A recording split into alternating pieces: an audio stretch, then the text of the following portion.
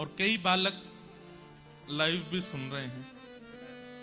हमने आज तक अपने आचार्य चरण का विशिष्ट रूप से परिपूर्ण चरित्र नहीं कहा है, पहली बार कहने जा रहे हैं। हमारी एक बात बहुत ध्यान से सुनिएगा। श्री आचार्य चरण श्री रामानुजाचार्य जी महाराज का चरित्र रस सिद्ध महापुरुषों से थोड़ा भिन्न हो सकता है। उसमें भिन्नता का कारण क्या है?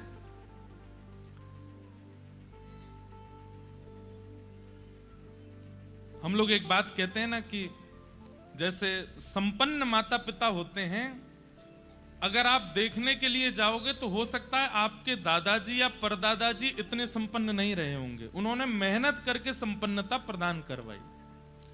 ठीक वैसे ही हमारे भारत भूमि में जितने भी रस सिद्ध संत हुए, वो रस का अनुभव इसलिए कर पाए क्योंकि उनसे प्राचीन आचार्यों ने खूब लड़ करके, वेदों की बातें कह करके, भाष्य लिख लिख करके हमारे इस पूरे भाव को सुरक्षित रखा।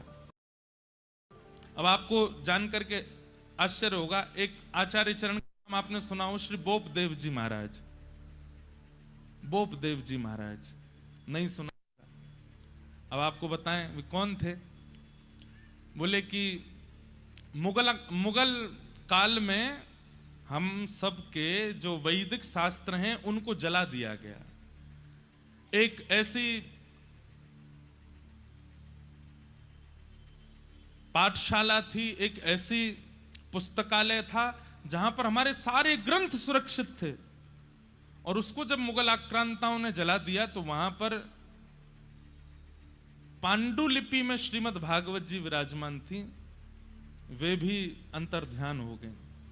और जब लोगों को यह बात पता चली कि श्रीमद् भागवत महापुराण अंतर्ध्यान हो गए तो हाहाकार मच गया वैष्णव समाज में। लोग रोने लगे कि अब भागवत जी का आश्रय कैसे लेंगे हम। तब श्री बोपदेव जी महाराज आए और वो बोले, मुझे पूरी कंठस्थ है, मुझे पूरी याद है, एक एक श्लोक मुझे याद है, 18,000 श्लोक मैंने कंठबद्ध कर रखे हैं, मैं बोलता हूं लिखो। और तब उन्होंने भागवत जी की रचना करवा करके पुनः हम लोग को लिपिबद्ध प्राप्त करवाई। ऐसे ऐसे आचार्य चरण हुए हैं। उस काल में आज से लगभग 1000-1500 वर्ष के अंतराल के पीछे हुए थे श्रीमन रामानुजाचार्य जी महाराज। तो रामानुजाचार्य जी का जो चरित्र है वो थोड़ा ज्ञान परक है। वहां पर थोड़ा वेदवाणी, शास्त्रवाणी थोड़ी ज्यादा है, लेकिन आपको ये श्रवण करनी चाहिए और श्रवण करनी ही पड़ेंगे। भैया यहां अगर जगह नहीं मिल रही हो ना तो वहां पीछे भी एक है जगह, वहां पे बैठ जाइए। अगर इधर कोई आ रहे हो, जगह नहीं मिले तो वहां इधर भी जगह है, इधर भी एक गली है उसमें भी जगह है, वहां बैठ जाना। हाँ, खोर सांकरी ये तो राजभूमि है गई, वो निकुंज गली है भीतर, वहां पे भी जगह है। कच्छ गोपी वहां बैठ जाओ ठाकुर जी राज करते करते महू आ जाएंगे। गली में ही फंसे, यहाँ ते तो भाग जाएंगे, गली ते तो भगू नहीं पाएंगे, तो गली में बैठ जाओ। कई लोग सोच रहे होंगे हमको सन्मुख बैठना है, तो गली में क्या बैठे, टीवी पे क्या देखें। ये तो बड़ा रासमंडल है, यहाँ से तो ठाकुर जी इधर उधर भाग भी सकते हैं, गली ते तो फंस जाएंगे, वहां ते कहां भागेंगे गली में बैठो। तो वहां बैठ के कथा सुनोगे तो कथा फंस जाएगी भीतर, निकलेगी नहीं। एक तो हमारे श्री लोकेश भैया से कल हमने कही, एक कॉपी दो हमको कुछ लिखना है। ऐसी कॉपी लाके दी, उस पर बाहर लिखा तू बाहर मिल। अब लिखते लिखते जैसे ये कॉपी बंद होती है, मैं लिखी जय हो आचार्य चरणों की वाणी लिख रही है, इसमें हम लिख रहे हैं जगह जगह ग्रंथों से भाव निकाल करके, और जैसी कॉपी बंद करता हूं तू बाहर मिल। भैसा लग जाता है कि कहीं आचार्य चरणी तो नहीं करे तू बाहर मिल। लेकिन इसमें एक दूसरा भाव भी है। भीतर तो आचार्य चरणों के चरित्र विराजमान हैं, और आचार्य चरणों के, भक्त चरणों के जब चरित्र सुनते हैं, लिखते हैं, तो निवृत्त निकुंज में प्रवेश हो जाता है। और जैसे ही चरित्र बंद करते हैं तो ये शब्द पढ़ के लगता है कलयुग ललकार रहा है। बोले जब तक निकुंज में सुरक्षित है, नहीं तो तू बाहर मिल तब मैं दिखाऊं तो। अभी तो तू निकुंज में है, अभी तो तू आचार्य शरणागति में है, अभी मैं तेरो कछु ना बिगाड़ सकूं, लेकिन तू बाहर मिल। तो ये भी एक बढ़िया किताब लाए, तू बाहर मिल। ले एक अंदर एक और चीज लिखी है, guns don't kill people, I kill people. अद्भुत किताब लेकर के आए हमारे लोग। तो पीछे न्योर कर रखी है। जय हो। तो इसलिए बहुत सावधानी से श्रवण कीजिएगा। और यहां जिन आचार्यों पर हम चर्चा करने वाले हैं, तीनों ही विषय बहुत सेंसिटिव हैं।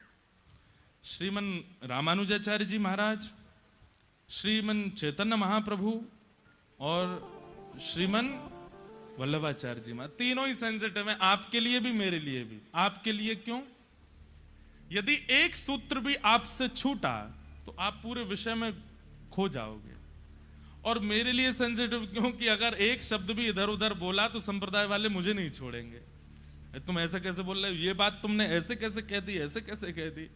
तो थोड़ा पिछले 10-15 वर्षों में जब से सोशल मीडिया एक्टिविटी शुरू हुई है, संप्रदायों में थोड़े लड़ाई झगड़े शुरू से भी बहुत ज्यादा हो गए।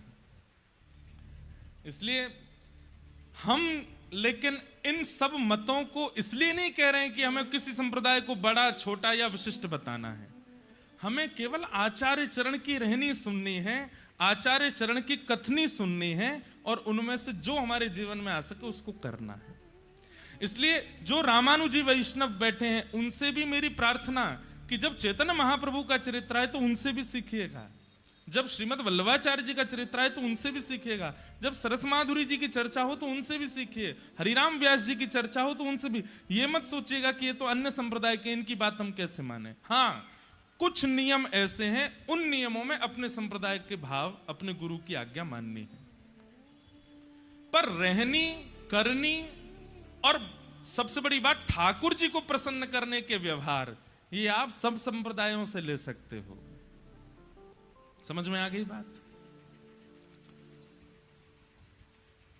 तो ऐसे ही श्री रामानुज संप्रदाय, जिस संप्रदाय में हमारी दीक्षा है, जिस संप्रदाय में कई सारे बालक यहां बैठे हैं जिनकी दीक्षा हुई है और जो लेना चाहते हैं,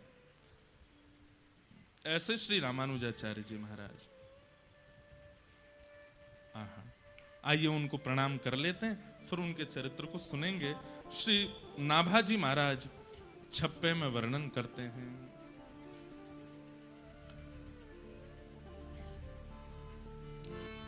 संप्रदाय शिरोमणि, संप्रदाय शिरोमणि, संप्रदाय शिरोमणि, संप्रदाय शिरोमणि। दूसरा छप्पे खुल गए हो, अब खुलो रामानुजाचार्य जी को। मैंने कि ये तो रामानुजाचार्य जी का, कोई और छप्पे खुल गया था, अब आया रामानुजाचार्य जी। सहस आश्य उपदेश करे, जगत उधारण जतन कियो। सहस आश्य उपदेश करे, जगत उधारण जतन कियो। गोपुर है आरूढ़ उच्च स्वर मंत्र उच्चार्यो। गोपुर है आरूढ़ उच्च स्वर मंत्र उच्चार्यो। गोपुर है आरूढ़ उच्च स्वर मंत्र उच्चार्यो। गोपुर है आरूढ़ उच्च स्वर मंत्र उच्चार्यो। हे सूते नर पर जागी 72 श्रवण निधार्यो। जागे 72 श्रवण निधार्यो। तितने गुरुदेव पद्धति भई न्यारी न्यारी, तितने गुरुदेव पद्धति भई न्यारी न्यारी। गुरु तारक शिष्य प्रथम, भक्ति बपु मंगलकारी। गुरु तारक शिष्य प्रथम, भक्ति वपु मंगलकारी। कृपण पाल करुणा समुद्र, रामानुज सम नहीं बियो। कृपण पाल करुणा समुद्र, रामानुज सम नहीं बियो। हाँ सहस आस उपदेश करी, जगत उदाहरण जतन कियो। सहस आस उपदेश करी, जगत उदाहरण जतन कियो। हे सहस आस उपदेश करी, जगत उदाहरण जतन कियो। सहस आस उपदेश करी, जगत उदाहरण जतन कियो। हे गोपुर है आरूढ़, उच्च स्वर मंत्र उच्चारो। गोपुर है आरूढ़ उच्च स्वर मंत्र उच्चारो।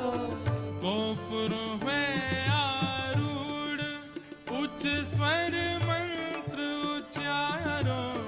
गोपुर है आरूढ़ उच्च स्वर मंत्र उच्चारो। सहस आश उपदेश करे, जगत उदाहरण जतन कियो। सहस आश उपदेश करी, जगत उदाहरण जतन कियो। हे सहस आश उपदेश करे, जगत उदाहरण तरण कियो। सहस आस उपदेश करी, जगत उदाहरण जतन कियो। शेषावतार भाष्यकार श्री रामानुज स्वामी जी महाराज की जय। सहस आश उपदेश करी, जगत उदाहरण जतन कियो। गोपुर हुए आरूढ़, उच्च स्वर मंत्र उचारो। सूते नर परे जाग 72 श्रवण ने धारो। तितने गुरुदेव पद्यति भई न्यारी न्यारी। गुरु तारक शिष्य प्रथम, भगति बपु मंगलकारी। कृपण पाल करुणा समुद्र, रामानुज सम नहीं बियो। सहस्य आश उपदेश करी, जगत उदाहरण जतन कियो। सबसे पहली बात, भक्तमाल की कथा है, इसलिए एक एक भाव बहुत विस्तृत रूप से आचार्य चरणों का प्रस्तुत हो ये जरूरी नहीं है।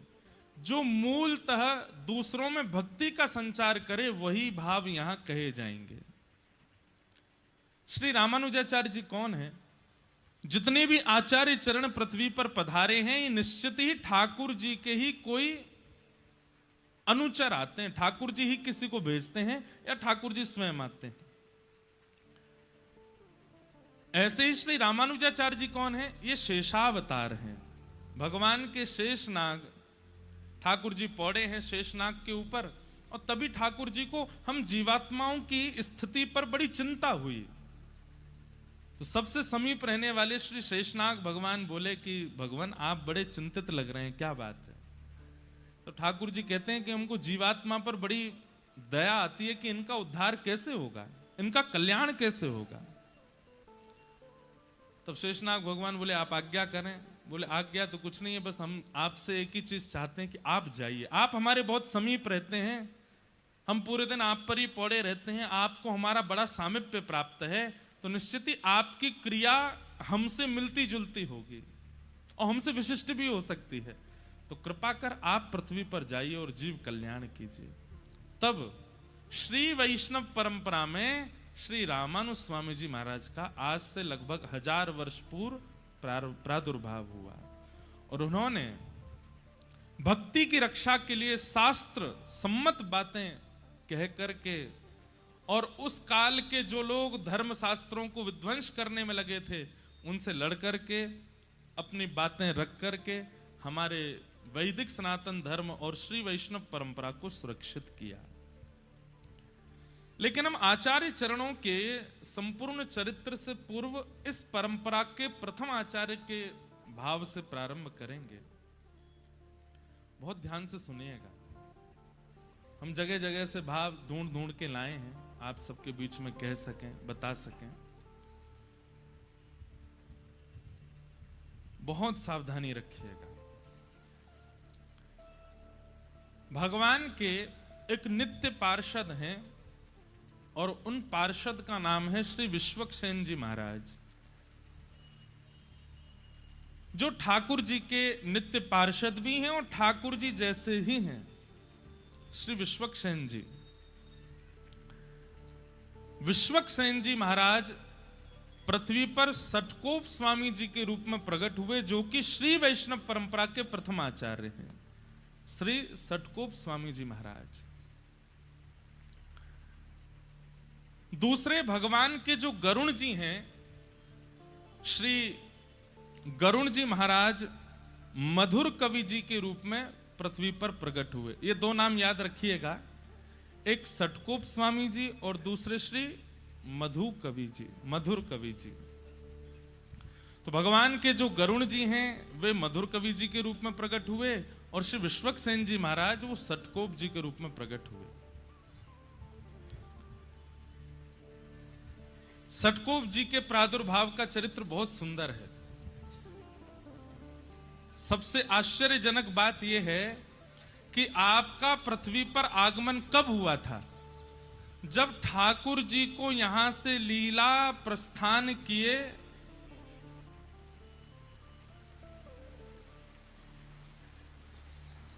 लो ठाकुर जी प्रसन्न हो रहे हैं कि हमारे प्रियजनों के चरित्र गाए जा रहे हैं। बहुत ध्यान से सुनिएगा, बहुत सावधानी से सुनिएगा।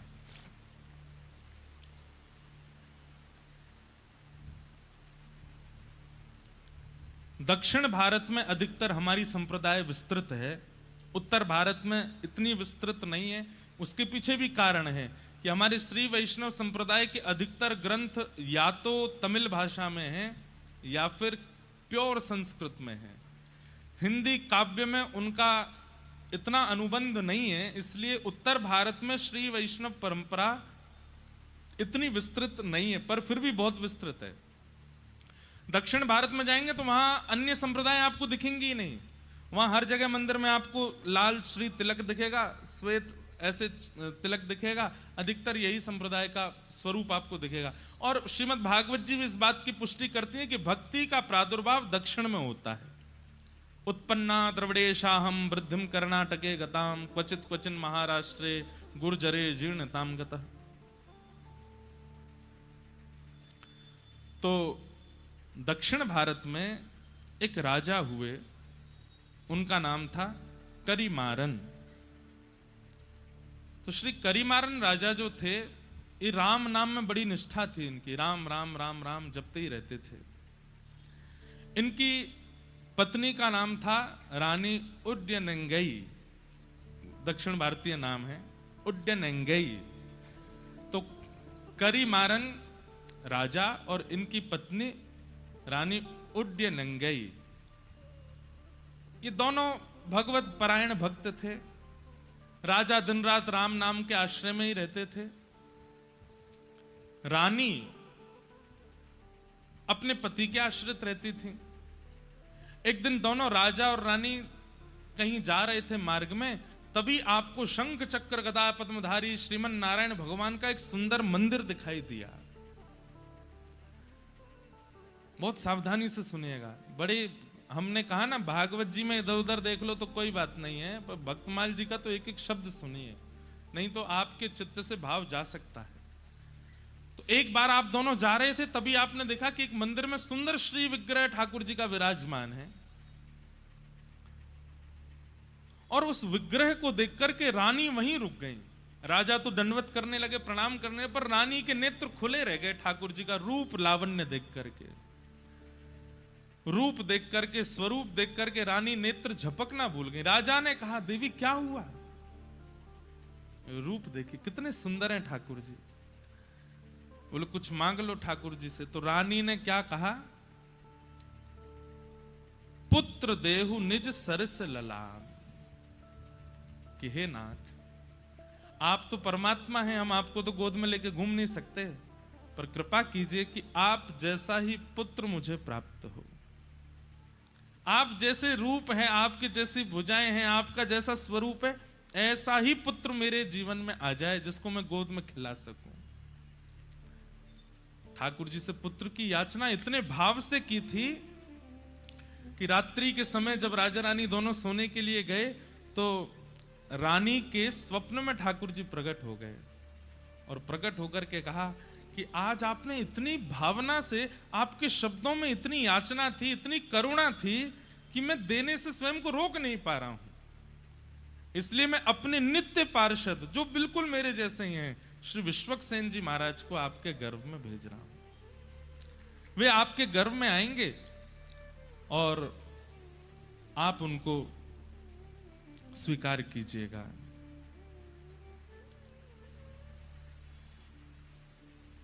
गर्भ में श्री विश्वक्सेन जी आ गए, लेकिन इनका नाम सटकोप क्यों हुआ? पृथ्वी पर आते इनका नाम सटकोप क्यों पड़ा? उसके पीछे इतनी सुंदर कथा है। श्रीमद् भागवत जी में एक वेद स्तुति आती है, और वहां वेद स्तुति में बताया जाता है कि जब हम लोग अपने मां के गर्भ में होते हैं तो ठाकुर जी से नित्य प्रार्थना करते हैं कि हे ठाकुर जी, एक बार इस गर्भ से मुझे बाहर कर दीजिए, मैं आपको वचन देता हूं, मैं जीवन में इस गर्भ में ना आना पड़े ऐसी कोई क्रिया नहीं करूंगा। लेकिन जैसे ही बालक का जन्म होता है तो गोस्वामी जी कहते हैं कि पृथ्वी पर आते ही माया उसको पकड़ लेती है, माया उसको खींच लेती है। सब लोग इधर ही देखना, सुनना।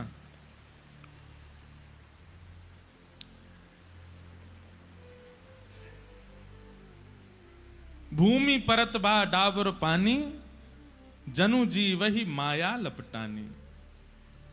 जीव जब तक मातृ गर्भ में होता है वो परम भागवत होता है, ठाकुर जी से उसकी बातें होती हैं। श्रीमद् भागवत जी के कपिल देवूति संवाद में इस बात का प्रस्तुतिकरण है कि उसकी ठाकुर जी से चर्चा होती है। लेकिन जैसे ही उसका जन्म होता है, माया उसको ऐसे पकड़ती है, संसार उसको ऐसे पकड़ने लगता है कि फिर वो धीरे धीरे ठाकुर जी से जितनी उसकी चर्चा हुई सब भूल जाता है। लेकिन विश्वक्सेन जी महाराज जी के साथ ऐसा नहीं हुआ। आपका जैसे ही जन्म हुआ तो जन्म लेने के अगले क्षण ही जैसे ही माया आपके ऊपर आक्रमण करने के लिए आई, तो एक तो होता है बालक रोता है, जन्म लेते ही रोता है, पर आपने रुदन ना करते हुए उस सठ माया के ऊपर कोप किया।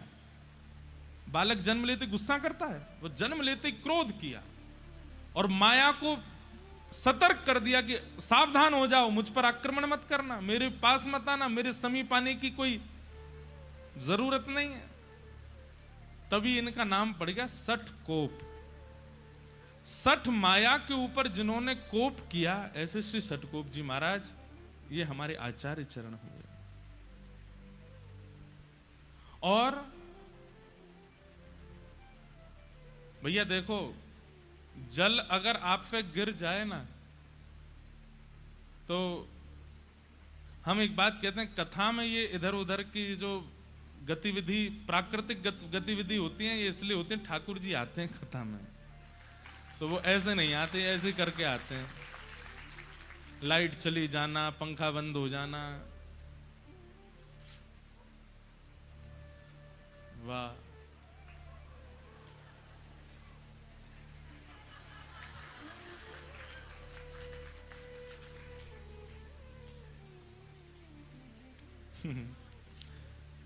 आप लोग भी कहेंगे कितना बचाओगे ठाकुर जी को। बाबा इतकू आए जाओ।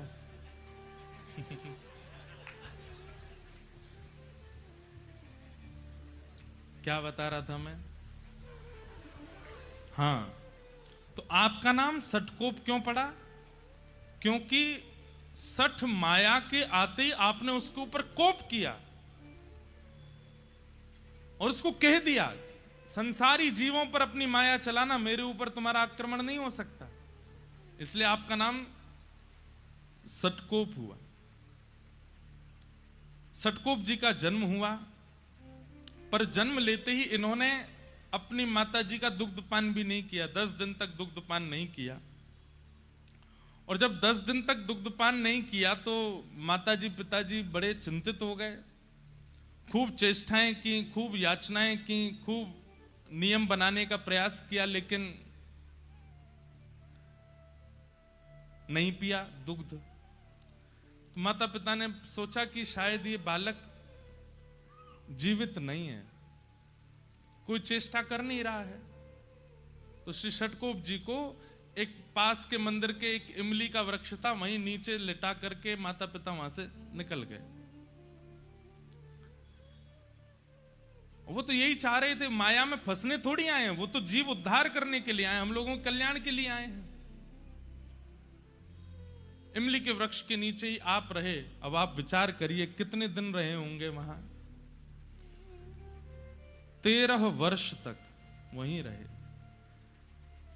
जन्म लेने के 10 दिन बाद से लेके 13 वर्ष तक वहीं बैठ करके आप हरि शरणागति, हरि भजन करते रहे, हरि स्मृति करते रहे।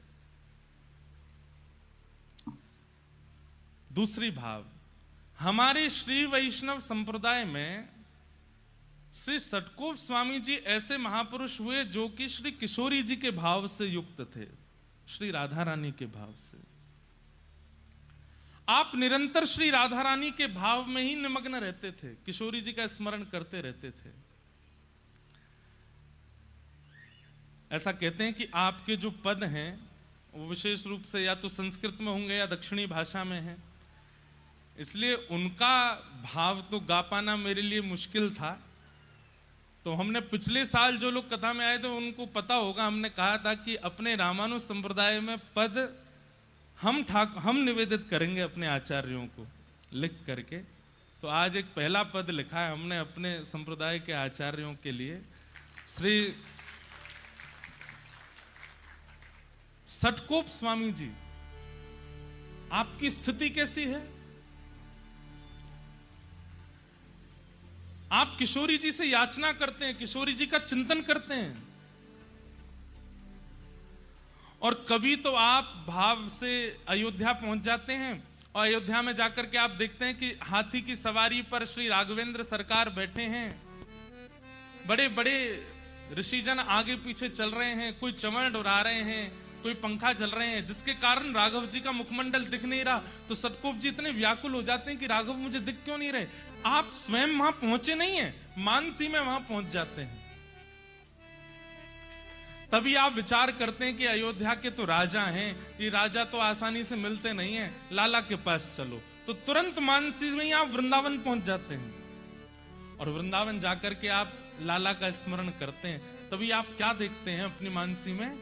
एक गोपी खूब सारी गैयान को गोबर एक पात्र में भर के थाड़ी है। वैसे तो नित्य गोबर उठा लेती है, लेकिन आज उसको पता चल गया है कि इसी मार्ग से श्याम सुंदर आने वाले हैं। तो मन में विचार कर रही है कि मैंने कछु ऐसा नाटक करूं कि लाला को मेरे पास आनो पड़े। तो नीचे परात रखी है गोबर की और वहां में हाथ लगाए करके ऐसा, अरे ये तो बड़ो भारी है, मोते तो उठ ही नहीं रहो, अरे कोई नेक आए के या को उचवाए दो या को नेक उठवाए दो। सटकोप स्वामी जी के मानसी में ये चिंतन होता है। इतने में ही दूर गैया चराते हुए आ रहे श्याम सुंदर, उनको देख करके तो वो गोपी और नाटक करती है, ऐसे उठाते उठाते गिर जाती है। अरे ये तो बड़ा भारी है, आज तो कोई मेरी मदद करे ही ना रो, या को कौन उचवाए को। इतने में ठाकुर जी आए, बोले मैं उचवाए दूं। तो गोपी तो है 80 वर्ष की और लाला है 5 वर्ष को, नेक 100। ठाकुर जी कह रहे हैं मैं उचवाए दूं। सटकोप स्वामी जी दूर खड़े खड़े देख रहे हैं और तभी गोपी के हाँ लाला उचवाए दे। तो ठाकुर जी भुजा लगा करके उसमें प्रयास कर रहे हैं उठवाने का, और गोपी से तो उठता बनता है, वो तो जानबूझ के नाटक कर रही है। तो जैसे ही ठाकुर जी ने हाथ लगाया तो गोपी ऐसे उठाने लगी। इतने में ही ठाकुर जी मन में विचार किए, मैंने तो जोर ही ना लगाया, हुए उठ कैसे गए हो? ठाकुर जी समझ गए, बोले ओहो जे गोपी नाटक कर रही है मेरे आगे। सो ठाकुर जी ऐसे करते करते, अब वो गोपी देख रही है ठाकुर जी की और चाह रही है गोबर का भाव, और दूर खड़े सटकोप स्वामी जी मानसी में दर्शन कर रहे हैं। और जैसे उचाते उचाते नेक ऊपर लाई तो इतने में ठाकुर जी उसको दिखा देते हैं, मैंने तो स्पर्श ही ना किया, अपने आप ही उठ रही है। जैसे ही उठाने लगे तो ठाकुर जी ठाड़े के बोले हेरी गोपी तू नाटक क्या कर रही? तो गोपी ने सिर पर, मैंने तो नहीं किया नाटक। बोले अच्छा, मैंने तो जोर ही ना लगाया, या मैं फ्री उच कैसे गई ऊपर तक? और दूसरी बात, मैंने जोर लगाया भी होगा तो तेरी कमर तक मेरे हाथ आमे, वाते ऊपर कैसे चली गई जी? तो गोपी बोली नहीं नहीं वो तो ऐसे ही आ गई। बोले नहीं ना बता, ठाकुर जी ने वहां को एक हाथ पकड़ लिया। बोले मैं बता के जा, तो झूठ कैसे बोल रही यहाँ पे? सटकोप स्वामी जी के नेत्र सजल हो रहे हैं, अब क्या करेंगे ठाकुर जी? तो गोपी का हाथ छोड़ नहीं रहे, बोले मैं बता के जा। अब गोपी यही तो चाह रही थी, ये मुझसे बात करें, मेरे सामने खड़े हो, मेरा हाथ पकड़ लें। ठाकुर जी जब हल्ला मचाने लगे, ए मधुमंगल श्रीदामा जल्दी आओ, देखो जे गोपी कैसा नाटक करे। इतने में गोपी वहां से बचवे के काजे अपने जो परात है का जहां में गोबर भरो पड़ो बात टेढ़ होकर के ठाकुर जी पे ही डाल दे। तो सिर से लेके नीचे तक ठाकुर जी गोबर में सन गए, और जैसे ही गोबर में सने तो हाथ छोड़ दिया, गोपी वहां से भाज गई। और श्री सटकोप स्वामी जी इस लीला का दर्शन करके चरणों में प्रणाम करते हैं। सोचिए, माया पर कोप किया उन्होंने, लेकिन भावना से कितने सरल हैं, मानसी से कितने निर्मल हैं। इसलिए आपका निजी नाम नम्मालवार, आपका प्रकट नाम तो है श्री सटकोप, पर हमारे जैसे यहां पे अष्ट सखा होते हैं ना उत्तर भारत में, ऐसे दक्षिण में ठाकुर जी के आलवार हैं, भक्तों को ही आलवार कहा गया। तो आप जो हैं वो नम्मालवार आपका नाम है आलवारों में। आप किशोरी जी के ध्यान में ही रहते, श्री जी के ध्यान में ही रहते। एक बार की बात है कि ऊखल बंधन लीला जो भागवत जी में आती है ना, मैया ने लाला बांध दियो, आप कथा सुन रहे थे और कथा में जैसी उखल बंधन लीला सुनी, सुनते ही मूर्छित हो गए। किस बात से मूर्छित हो गए? बोले मैया लाला से यूं कह गई, आज तो को रोटी नहीं मिलेगी, आज तो को मक्खन नहीं मिलेगा। तो मैया के इस कोप को ठाकुर जी कैसे ले रहे होंगे? ठाकुर जी कितने सरल हैं, कितने सहज हैं, कितने निर्मल, उन पर कोप कर रही है मैया। इस भावना को सोचकर के आप वहीं मूर्छित हो गए कि मैया ने लाला उखल में क्यों बांध दिए, इतने कोमल से लाला क्यों बांध दिए। बंधुओं, 1 घंटा 1.5 घंटा 2 घंटा की मूर्छा तो समझ आती है, 6 महीने तक नहीं उठे, मूर्छित ही रहे। लोग उठा करके ले गए, जल का छिड़काव किया, क्या नहीं किया, लेकिन आपकी ध्यान समाधि भावना ऐसी, बस नेत्रों से अश्रु गिरते जा रहे हैं और मूर्छावस्था में 6 महीने तक। फिर 6 महीने बाद किशोरी जी ने ललिता जी से आज्ञा की कि आप जाओ, और श्री ललिता जी आई और उन्होंने आकर के श्री सटकोप स्वामी जी को पुनः चेतना कराई। ऐसे हमारे रामानुज संप्रदाय के श्री सटकोप स्वामी जी महाराज। तो ये जब मैं कथा पढ़ रहा था तो मेरे मन में आई कि एक पद आज सबसे पहले हमारे आचार्य चरणों के लिए गा दें। हम तो ब्रजवासी हैं, और ब्रजवासी बिना पदन के तो रह में ही ना है, आप सबन को पता है। तब मन में भाव आया कि एक पद हिंदी भाषा में अपने आचार्य चरण को प्रस्तुत कर देते।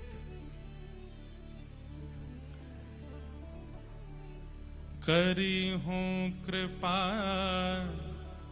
कब श्यामा मुँह पे, करी हूं कृपा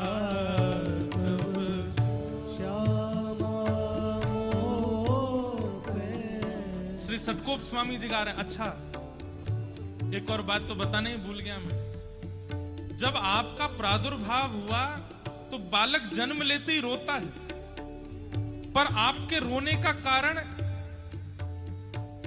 ये नहीं था कि मुझे दूध पिला दीजिए या बालक को प्रसव पीड़ा हुई है इसलिए वो रो रहा है। नहीं, आप इसलिए रोए क्योंकि भगवान के लीला पूरी करने के मात्र 15-20 साल बाद ही आपका जन्म हुआ था।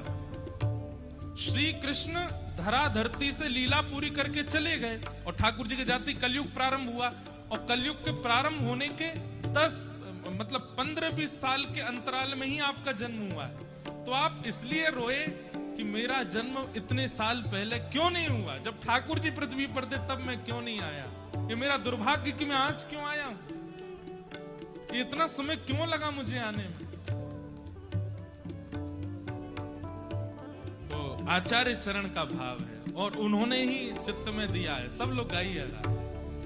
करी हूं कृपा कब श्यामा मोह पे, करे हो कृपा कब श्यामा मोह पे, करी हूं कृपा कब श्यामा मोह पे, करे हो कृपा कब श्यामा मोह पे, जैसी कृपा ललिता पर कीनी, जैसी कृपा ललिता पर कीनी, जैसी कृपा ललिता पर कीनी, जैसी कृपा ललिता पर कीनी, महल टहल सेवा सब पाए, महल टहल सेवा सब पाई, महल टहल सेवा सब पाए, महल टहल सेवा सब पाई, खरी हूँ कृपा कब श्यामा मोह पे, करे हो कृपा कब श्यामा मोह पे, करी हूँ कृपा कब श्यामा मोह पे, करे हो कृपा कब श्यामा हे किशोरी जी, मोह, जैसी कृपा आपने ललिता जी पर की है और उन्हें अपने महल टहल की सेवा प्रदान की है, ऐसी कृपा मुझ पर कब करेंगी आप।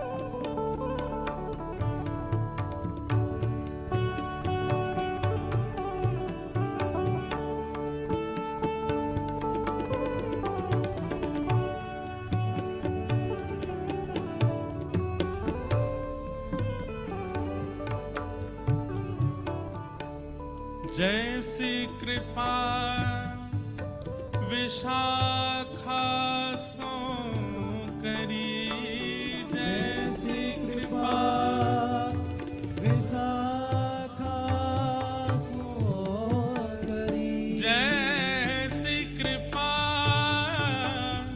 विशाखा सो करी, जैसी कृपा विशाखा सो करी, निज सेवा सब पानी, निज सेवा सब पानी, ललिता जी प्रधान सखी हैं किशोरी जी की, लेकिन श्री विशाखा जी प्रधान नहीं है। फिर भी किशोरी जी अगर कह दें मुझे वहां जानो है तो ललिता जी कहेंगी जी श्री जी। किशोरी जी कह दें मुझको वहां बैठना हो तो ललिता जी कहेंगी ठीक है श्री जी। लेकिन अगर किशोरी जी कहीं जा रही हैं और विशाखा जी कहते नहीं जाना तो किशोरी जी जा नहीं सकती हैं। विशाखा जी का इतना अधिकार है। श्याम सुंदर द्वार पर खड़े हैं और विशाखा जी ने अगर मना कर दिया कि नहीं द्वार नहीं खुलेंगे तो खुलेंगे ही नहीं। ललिता जी प्रधान सखी हैं, पर निकुंज की एक प्रकार से देखा जाए तो गतिविधियों पर पूर्ण अधिकार, पूर्ण कमान श्री विशाखा जी की रहती है।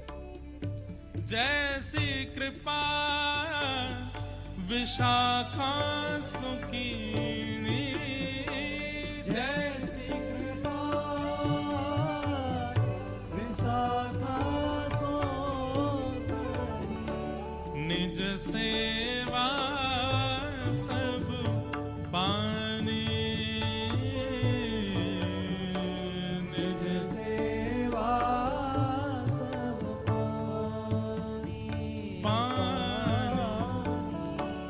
करी हूँ कृपा कब श्यामा मोह पे, करी हूँ कृपा कब श्यामा मोह पे।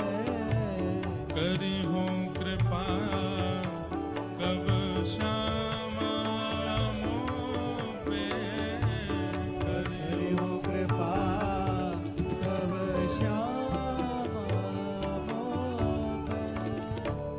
ऐसी कृपा सठ कोप पे कीजे, ऐसी कृपा सतन कोप पे कीजे। ऐसी कृपा सठ कोप पे कीजे, ऐसी कृपा सतकोप पे कीजे। श्री वृंदावन रस रानी, रानी श्री वृंदावन रस श्री वृंदावन रस रानी, रानी वृंदावन रस रानी।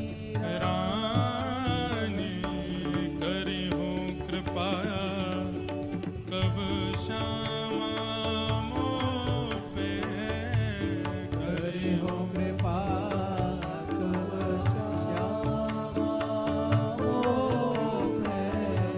करी हूँ कृपा कब श्यामा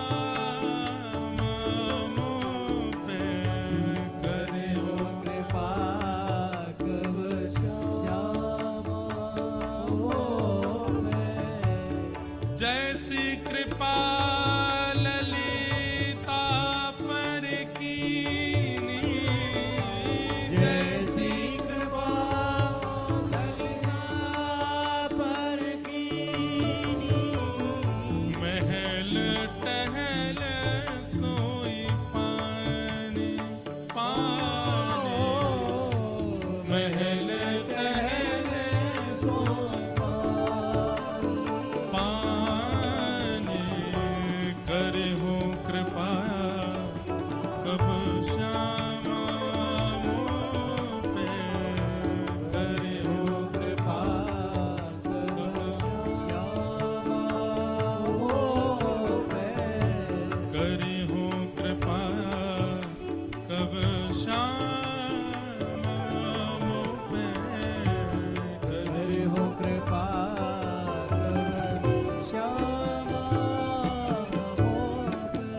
श्री सटकोप स्वामी जी महाराज की जय। आचार्य चरण ऐसे किशोरी जी का स्मरण करते हैं। तो फिर आज अब जैसे भी है जल्दी जल्दी में ये भाव आचार्य चरणों को प्रस्तुत किया। यही भाव आचार्य चरण रखते होंगे श्री जी के चरणों में।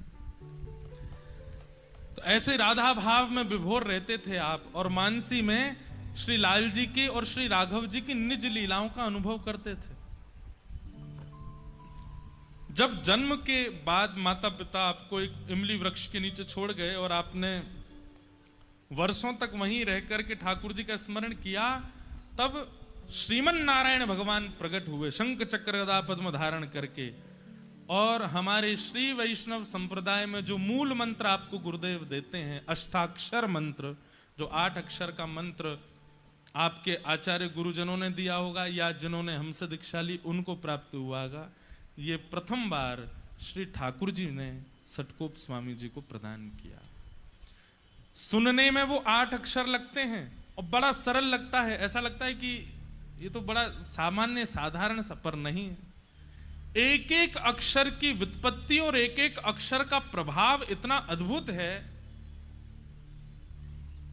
अभी रामानुजाचार्य जी का प्रसंग शुरू होगा तब पता चलेगा कि उस मंत्र की विधि क्या है, उस मंत्र का रहस्य क्या है। मंत्र को गोपनीय रखना चाहिए, कभी किसी को नहीं बताना चाहिए।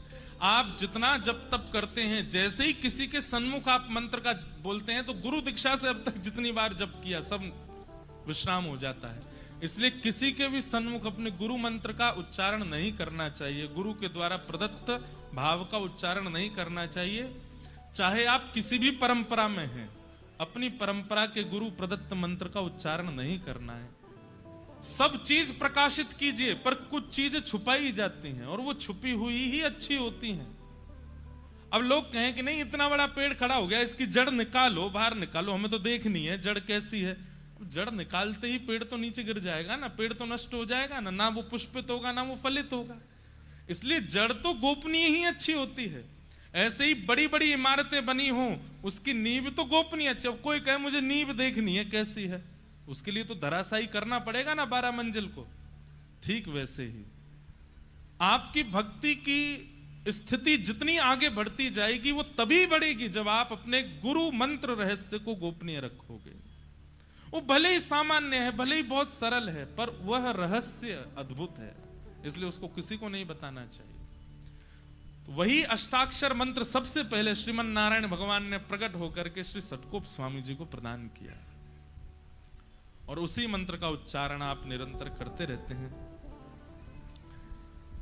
जिनके बारे में हम सुन रहे थे, श्री गरुण जी महाराज, आप मधुर कवि के रूप में जन्मे, और एक दिन आप अयोध्या यात्रा कर रहे थे तो आप आकाश की ओर देखा कि दक्षिण से एक दिव्य प्रकाश दिखाई दे रहा है।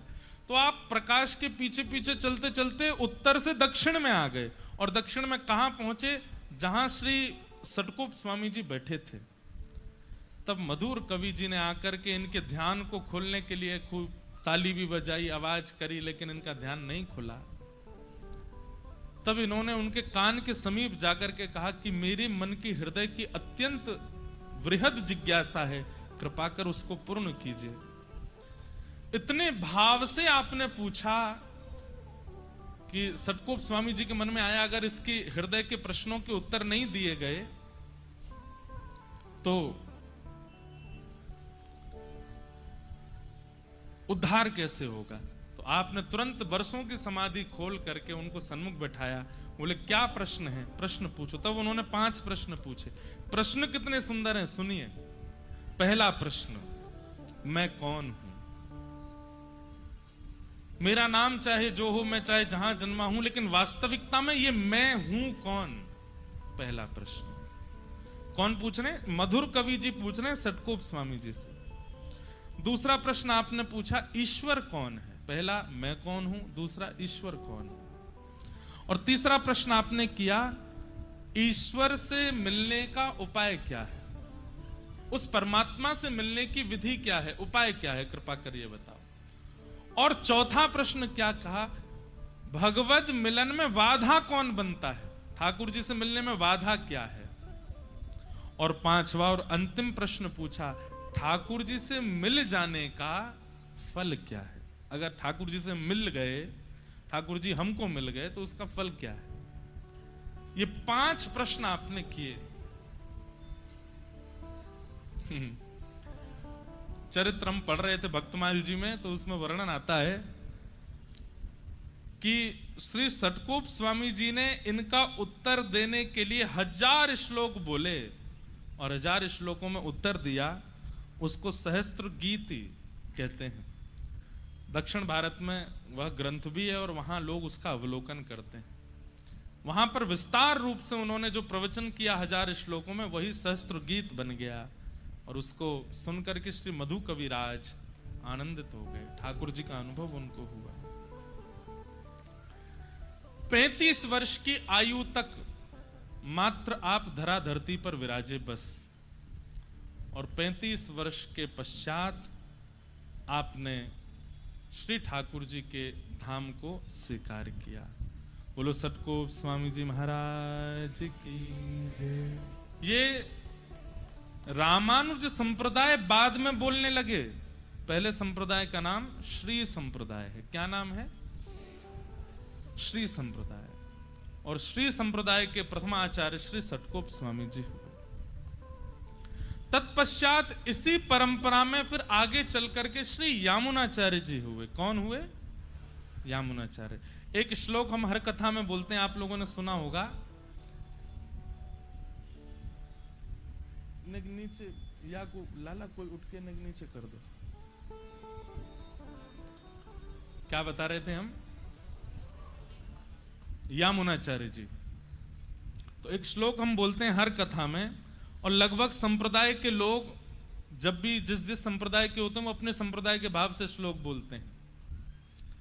लक्ष्मीनाथ समारंभाम नाथयामुन मध्यमाम अस्मदाचार्य पर्यंताम वंदे गुरु परंपराम। सब लोग इधर देखो। हमारे इस परंपरा के गुरु श्लोक का क्या भाव है? लक्ष्मीनाथ समारंभाम। इस संप्रदाय का प्रारंभ कहां से हुआ? बोले लक्ष्मीनाथ भगवान आए थे षटकोप स्वामी जी के पास और उन्होंने आकर के इसका प्रारंभ किया। नाथ यामुन मध्यमाम। श्री नाथ मुनि स्वामी जी और यामुनाचार्य जी ये हमारी संप्रदाय के मध्य आचार्य हैं, और जिन्होंने हमें दीक्षा प्रदान की उन गुरु तक, ये संपूर्ण गुरु परंपरा को मैं प्रणाम करता हूं, मैं वंदन करता हूं और आपको कथा सुनाने जा रहा हूं। हर कथा में ये श्लोक बोलते हैं, और लगभग आप जिस भी संप्रदाय के आचार्य से मिलेंगे उनमें ये श्लोक, जैसे हमारे श्री रामानंद परंपरा में सीतानाथ समारंभाम श्री रामानंदार्य मध्यमाम अस्मदाचार्य पर्यंताम वंदे श्री गुरु परंपराम। ऐसे ही अब सबके तो हमको याद नहीं है, लेकिन लगभग संप्रदायों के आचार्यों से आप ये सुनेंगे ही सुनेंगे। वो प्रथम कहां से प्रारंभ हुआ उनका नाम लेंगे और मध्यस्थ का नाम लेंगे, और अपने जो आचार्य चरण हैं उन तक को प्रणाम करके संप्रदाय को वंदन करते हैं। इस श्लोक को बोलने से पूरी परंपरा को वंदन हो जाता है। तो हमारी परंपरा में श्री यामुनाचार्य जी महाराज हुए। तो एक आचार्य चरण है श्री नाथ मुनि स्वामी। बहुत ध्यान से सुनिएगा, ये मध्यस्थ आचार्य हैं। नाथ मुनि स्वामी, नाथ मुनि स्वामी जी के पुत्र हुए ईश्वर मुनि स्वामी जी, और ईश्वर मुनि स्वामी जी के पुत्र हुए श्री यामुनाचार्य जी। सब लोग सुन रहे हैं ना? सुनते रहिए भैया, है ना? तो दादाजी हैं नाथ मुनि स्वामी, पिताजी हैं ईश्वर मुनि स्वामी, और इनके पुत्र हैं श्री यामुनाचार्य जी। पिताजी का भगवत धाम गमन हो गया। दादाजी ने विरक्त सन्यास ले लिया, तो दादाजी सन्यासी हो गए, पिताजी वैकुंठ चले गए, अकेले रह गए श्री यामुनाचार्य जी। तो यामुनाचार्य जी का पालन पोषण इनकी माताजी और इनके दादाजी ने किया, इनकी दादी और इनकी माताजी ने किया। कहते हैं उस काल में इतना अद्भुत विद्वान हुआ ही नहीं दशों दिशाओं में। हमने कहा ना, उस काल में विद्वान होना आवश्यक था, क्योंकि अगर आप विद्वान नहीं होते थे तो धर्म का नाश करने वाले लोग भी विद्वान बन के आते थे और अपनी विद्वत्ता से धर्म को ह्रास कर रहे थे। इसलिए सबका विद्वान होना बहुत आवश्यक होता था। आजकल कुछ नहीं है, आजकल तो केवल नाम गालो ठाकुर जी का तिलक स्वरूप लगा लो, ठाकुर जी के सन्मुख पहुंच जाओ, बस इसी से कल्याण है। कलयुग ज्यों ज्यों आगे बढ़ रहा है, ठाकुर जी उतना सरल करते जा रहे हैं। पर उस काल में आपको विद्वान होना अनिवार्य था निर्वहन करने के लिए। अगर धर्म निर्वहन करना है तो आप विद्वान नहीं हो तो आपका काम नहीं चल सकता। इसलिए हमारे परंपरा में, गुरु परंपरा में अधिकतर आचार्य सब विद्वान ही हुए, परम विद्वान हुए। तो श्री यामुनाचार्य जी महाराज, यामुनाचार्य जी महाराज की एक विशेषता श्री भक्तमाल जी में नाभाजी बताते हैं कि यामुनाचार्य जी विद्वान भी हैं और विद्वान के साथ साथ विनम्र भी हैं, और ये हो नहीं सकता। विद्वत्ता और विनम्रता ये दोनों एक साथ नहीं आ पाती हैं लोगों के चित्त में। अधिकतर लोग विद्वान होते हैं तो विनम्र नहीं हो पाते, लेकिन श्री यामुनाचार्य जी में दोनों भाव हैं। उसके पीछे कारण श्री नाभाजी क्या बताते हैं, ध्यान से सुनिए। क्योंकि उनका पोषण दो माताओं के द्वारा हुआ, दादी और माता जी। इसलिए घर में कोई पुरुष नहीं है, यामुनाचार्य जी पुरुष हैं, तो पढ़ाती भी दादी और माता जी और घर के काम भी दादी माता जी करा। चलो जाओ बाजार से ये ले आओ, चलो घर में थोड़ी माँ की सहायता कराओ, रसोई घर में ऐसा कराओ, ये सामान रखवाओ, यहाँ पे तय करवा दो। जिसके कारण उनके अंदर विद्वत्ता तो आती जा रही थी, लेकिन साथ में विनम्रता भी आ रही थी, क्योंकि माता और दादी का साथ देना पड़ता था। और एक बात याद रखिएगा, आपके अंदर दुनिया के कितने भी गुण आ जाएं, अगर वो विनम्रता युक्त आए हैं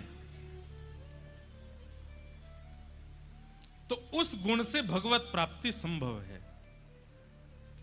और एक बात और सुनिए, गुण के साथ में विनम्र दो ही तरीके से आ सकता है। पहला, माता पिता और गुरु अगर कृपा कर दें तो गुण के साथ में विनम्रता। गुण के साथ में विनम्रता समझ रहे हैं ना? गायक हो, गायक लोगों को अभिमान हो जाता है हमसे अच्छा कोई है ही नहीं। एक्टर लोगों को अभिमान हो जाता है हमसे सुंदर कोई नहीं। रूप गर्विष्ठ को रूप का अभिमान, धन गर्विष्ठ को धन का अभिमान। इसलिए कोई भी गुण संसार में आएगा, विनम्रता दो ही तरीके से आ सकती है। पहला कारण, या तो माता पिता गुरु की कृपा से, या फिर दूसरा अति सत्संग से। आप गुणवान हैं और सत्संग करते रहते हैं तो आपके अंदर विनम्रता आ सकती है। श्री सतकोप स्वामी जी महाराज, श्री यामुनाचार्य जी महाराज के अंदर विनम्रता कहां से आई? उनकी माता जी और दादी से। इसलिए उनकी विद्या का कभी उनके ऊपर प्रभाव वैसे नहीं हुआ जैसे कई विद्वानों को हो जाता है। तो उसी समय दक्षिण में एक बहुत बड़े पंडित थे, एक बहुत बड़े विद्वान थे। उनका नाम था पंडित कोलाहल। क्या नाम था? कोलाहल। अब ऐसा लगता है कि शायद इनके व्यवहार की वजह से इनका नाम कोलाहल कर दिया होगा। इनका काम क्या था? नगर नगर गांव गांव में जाना और विद्वानों को चुनौती देना कि आओ हमसे शास्त्रार्थ करो। और शास्त्रार्थ में विद्वानों को हराते, यहां तक तो ठीक, फिर उनको सामने बैठा के उनका उपहास और करते, हंसी करते उनकी, जिससे उनको बहुत चित्त में पीड़ा होने लग जाती। और ये इनका व्यसन बन चुका था। व्यसन मतलब आदत बन चुकी थी। किसी को भी देख लेते, कोई पंडित स्वरूप में, इधर आइए, क्या पढ़े लिखे हो, आओ हमसे शास्त्रार्थ करो।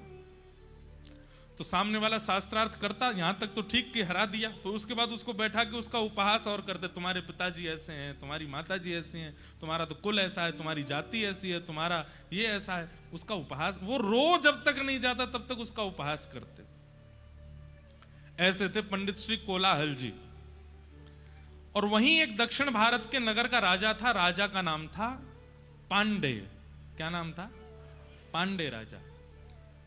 उसको इनके द्वारा शास्त्रार्थ करना और फिर पंडितों का उपहास करना, उसको इस बात का व्यसन था, वो देखने में उसको सुख मिलता था। उसने एक दिन नगर चलते देख लिया और इनसे कहा, हे पंडित जी महाराज, आपका व्यसन मुझे बहुत अच्छा लगा, आप एक काम कीजिए, मेरे राज्य में चलिए, वहां मैं एक से एक विद्वानों को बुलाता रहूंगा और आप मेरे सामने सबके साथ शास्त्रार्थ करना, फिर उनका उपहास मैं बैठ के सुनूंगा, मुझे देखने में बहुत अच्छा लग रहा है। दोनों एक से ही मिल गए। तभी राजा के कान में नाम पड़ा श्री यामुनाचार्य जी का, हमारी संप्रदाय के मध्यस्थ आचार्य। और श्री यामुनाचार्य जी का नाम जैसे ही सुना, आपने उन्हें आमंत्रित किया। किसी ने कहा वो बहुत बड़े विद्वान हैं, ऐसे नहीं आएंगे एक निमंत्रण पर। तो बोले कैसे आएंगे? बोले उनके लिए पालकी भिजवा दो। कई बार ऐसा होता है कि बड़े बड़े महापुरुष वो केवल कार्ड से नहीं आते हैं, गाड़ी और भिजवा दो। बोले महाराज गाड़ी भेजी है, फल की डलिया भेजी हैं, सब व्यवस्थाएं भेजी हैं, तो आ जाते हैं आचार्य चरण के ही। सावधानी से सुनिए सब लोग। तो यामुनाचार्य जी को निमंत्रण भेजा कि आप पधारिए। यामुनाचार्य जी बोले कहां जाना है? बोले दक्षिण में एक गांव है, वहां के राजा पांडे राजा ने आपको निमंत्रित किया है। सब लोग इधर देखिएगा, सुनना। और पालकी भी भेजी है, वहां कोई पंडित कोलाहल हैं, वो शास्त्रार्थ महारथी हैं, लोगों को शास्त्रार्थ में हरा देते हैं। तो कई ब्राह्मणों ने पहले ही यामुनाचार्य जी से आके उनकी शिकायत कर रखी थी। बोले एक दक्षिण में कोलाहल नाम का पंडित है, वो सबको हराता, फिर उनके उपहास और करता है, उनकी धर्म जाति माता पिता सबके नाम बिगाड़ बिगाड़ करके हंसी बनाता है। तो यामुनाचार्य जी ने पालकी के लोभ में नहीं गए, लेकिन जब पंडित का नाम सुना, बोले कि इस पंडित से तो बात करनी चाहिए हमको। जैसे हमारे श्री हरिराम व्यास जी ओरछा वाले, वो भी यही कर रहे थे, जगह जगह जा करके ब्राह्मणन को हरा रहे थे। फिर उनको समझाने कौन गए? महादेव, काशी विश्वनाथ भगवान गए और जाकर के कहा कि भैया ये विद्वान बन करके जगत उपहास करने के लिए नहीं बने हो, तुम विद्वान इसलिए बने हो कि प्रियालाल जी की सेवा करो जाकर के वृंदावन में। यहां यामुनाचार्य जी महाराज पालकी में बैठ करके कोलाहल पंडित से पांडे राजा के नगर में शास्त्रार्थ करने निकले। तो यामुनाचार्य जी की विद्वत्ता तो थी, उनके कई शिष्य आगे पीछे चल रहे थे पालकी के। अटारी पर खड़े होकर के राजा रानी दोनों देख रहे थे। कहते हैं यामुनाचार्य जी ने पालकी की पर्दे में से नेक बाहर झांका, तो उनके मुखमंडल का तेज देख करके रानी इतनी प्रभावित हो गई और राजा से बोली शास्त्रार्थ बाद में होगा, मैं पहले ही बताती हूं, आज तुम्हारा अभिमानी कोलाहल पंडित हारेगा और ये हराएंगे। क्योंकि इनके मुखमंडल का जो तेज है, मुखमंडल का जो प्रताप है, उससे ये बात सिद्ध हो रही है कि ये बहुत बड़े विद्वान होंगे।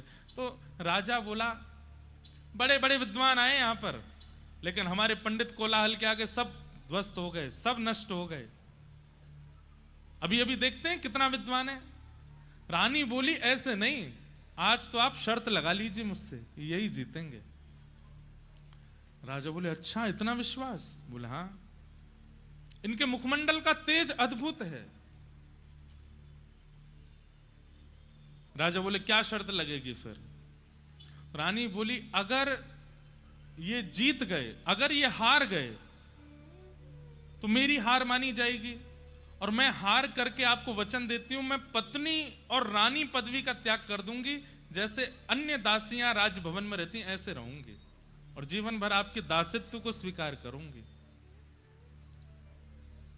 राजा बोले इससे हमको प्रसन्नता तो नहीं। बोले आपकी प्रसन्नता के लिए नहीं, मैं इनके लिए ये करूंगी। अगर ये हार गए तो मैं जीवन पर्यंत रानी भेष में नहीं रहूंगी, दासी बन करके रहूंगी।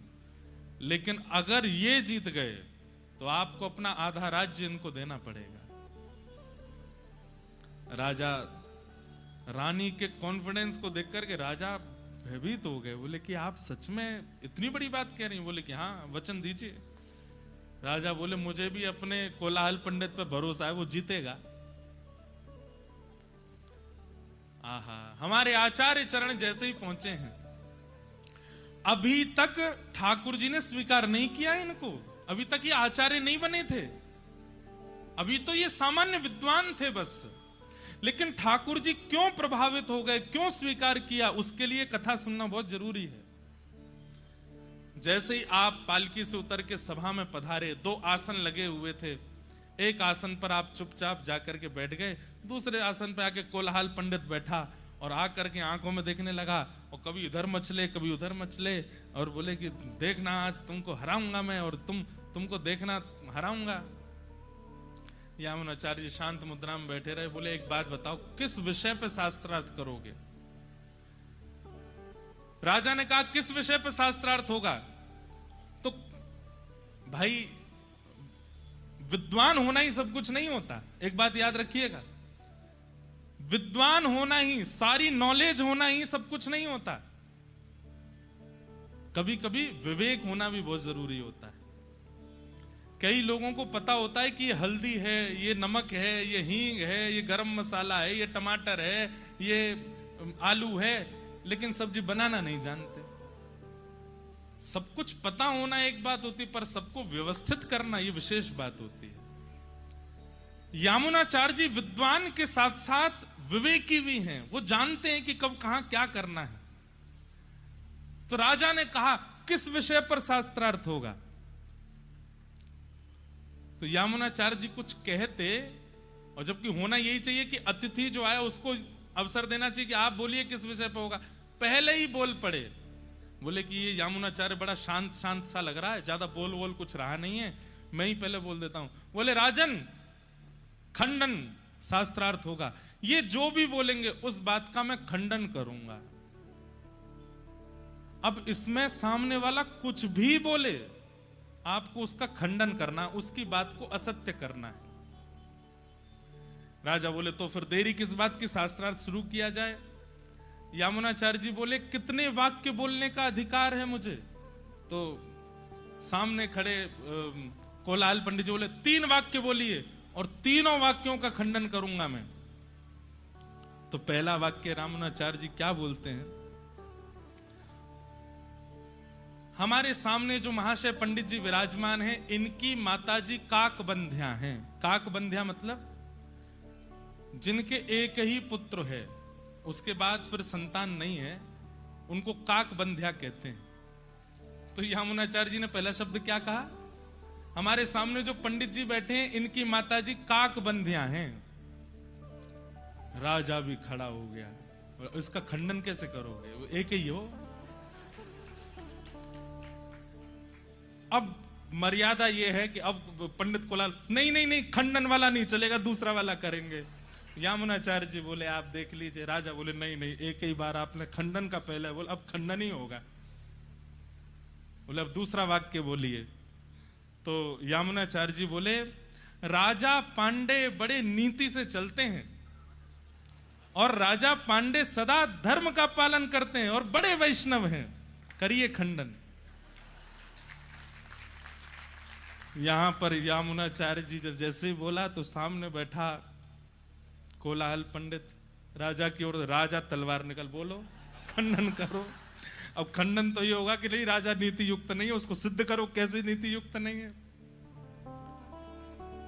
तीसरी बात यामुनाचार्य जी ने कहा राजा तो नीति युक्त है ही, राजा तो धर्मावलंबी है ही, पर इनकी पत्नी पतिव्रता नारी है। वो अपने पति के अलावा किसी को भी कभी दूषित दृष्टि से नहीं देखती है। वो केवल पतिव्रता है, अपने पति को ही सर्वस्व मानती है। करो खंडन। 3 बात ऐसी बोल दी कि महाराज कोलाहल पंडित जी तो चरणों में गिर गए। बोले भगवान क्षमा करो, गलती हो गई मुझसे। तभी राजा ने रानी की ओर देखा। रानी बोली मैंने पहले ही कहा था, ये विद्वान तो हैं पर विद्वान के साथ साथ विवेकी भी हैं। ये चाहते तो अपने गुरु से सीखे हुए, अपनी माता और अपनी दादी से सीखे हुए परम विद्वाओं का यहाँ पर विवेचन कर सकते थे। यहाँ पर लच्छेदार वाणी बोल करके अपनी महिमा गरिमा को बढ़ा सकते थे, लेकिन उन्होंने सामान्य से 3 शब्दों में उसको हरा दिया। इससे क्या प्रमाणित होता है कि विद्वान तो हैं पर साथ में विवेकी भी हैं, और ये विवेक इनके चित्त में आया, ये इस बात का प्रमाण है कि ये सत्संग भी करते हैं। अब जो शर्त हुई थी वो कीजिए। राजा ने तुरंत अपनी आधे साम्राज्य को श्री यामुनाचार्य जी को प्रदान कर दिया, और श्री यामुनाचार्य जी एक राज होकर, एक राजा की तरह, एक राजकुमार की तरह उस भाव में रहने लगे। माताजी को भी ले आए, दादी को भी ले आए, वहीं निवास करने लगे। आप 35 वर्ष तक, बाल्यकाल में 15-16 वर्ष की आयु में शास्त्रार्थ में गए थे, 35 साल तक उसी राज्य में एक राजा की तरह, एक राजकुमार की तरह रहे। लेकिन आपने राज्य भाव को भी अपने ऊपर हावी नहीं होने दिया। ठाकुर जी इनसे बड़े प्रभावित हो गए। बोले विद्वान भी है, सुंदर भी है, तेजों में भी है, सर्वगुण संपन्न है, सारी योग्यताएं इनके चरणों में हैं, लेकिन फिर भी ये कितना एकनिष्ठता रखते हैं। अब इनको स्वीकार करने का समय आया। तभी आपको खबर मिली कि आपके दादाजी जो सन्यास ले चुके थे वे मरणासन स्थिति में हैं। तो आप उनका दर्शन करने के लिए जा रहे थे। तभी मार्ग में कावेरी के तट पर विराजमान श्री रंगनाथ मंदिर, श्रीरंगम, जो कि दक्षिण में विराजमान है, मंदिर पड़ा। तो आपने मन में विचार किया क्यों ना यहां पर ठाकुर जी का दर्शन करें। और जैसे ही आप दर्शन करने के लिए गए, शांताकारं भुजगशयनं पद्मनाभं सुरेशं विश्वाधारं गगनसदृशं वेदवर्णं शुभांगं लक्ष्मीकान्तं कमलनयनं योगभिर्ध्यानगम्यं वंदे विश्वं भवभयहरं सर्वलोकैकनाथ। यही श्लोक का दर्शन होता है रंगनाथ मंदिर में। शांताकारम, शांताकार है ठाकुर जी का।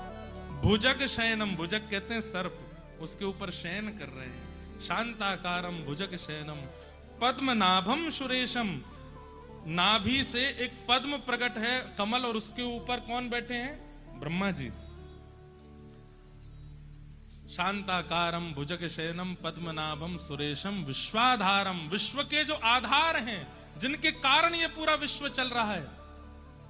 गगन सदृशम, जो गगन के समान है। वेद वर्णम शुभांगम, लक्ष्मी कांतम, लक्ष्मी के जो पति हैं। कमल नयनम, कमल जैसे जिनके नेत्र हैं। योग वीर ध्यान गम्यम, योगी बड़े बड़े जिनके ध्यान में रहते हैं। वंदे विष्णुम भव भयहरम सर्वलोकैक। आपने जैसे ही जाकर के गर्भगृह में विराजमान शेषनाग पर पौड़े नारायण भगवान का दर्शन किया, आज तक जितनी योग्यताएं देखी थी, जितनी सफलताएं देखी थी, जितनी उज्जवलताएं देखी थी, सब फीकी लगने लगी ठाकुर जी के रूप के आगे।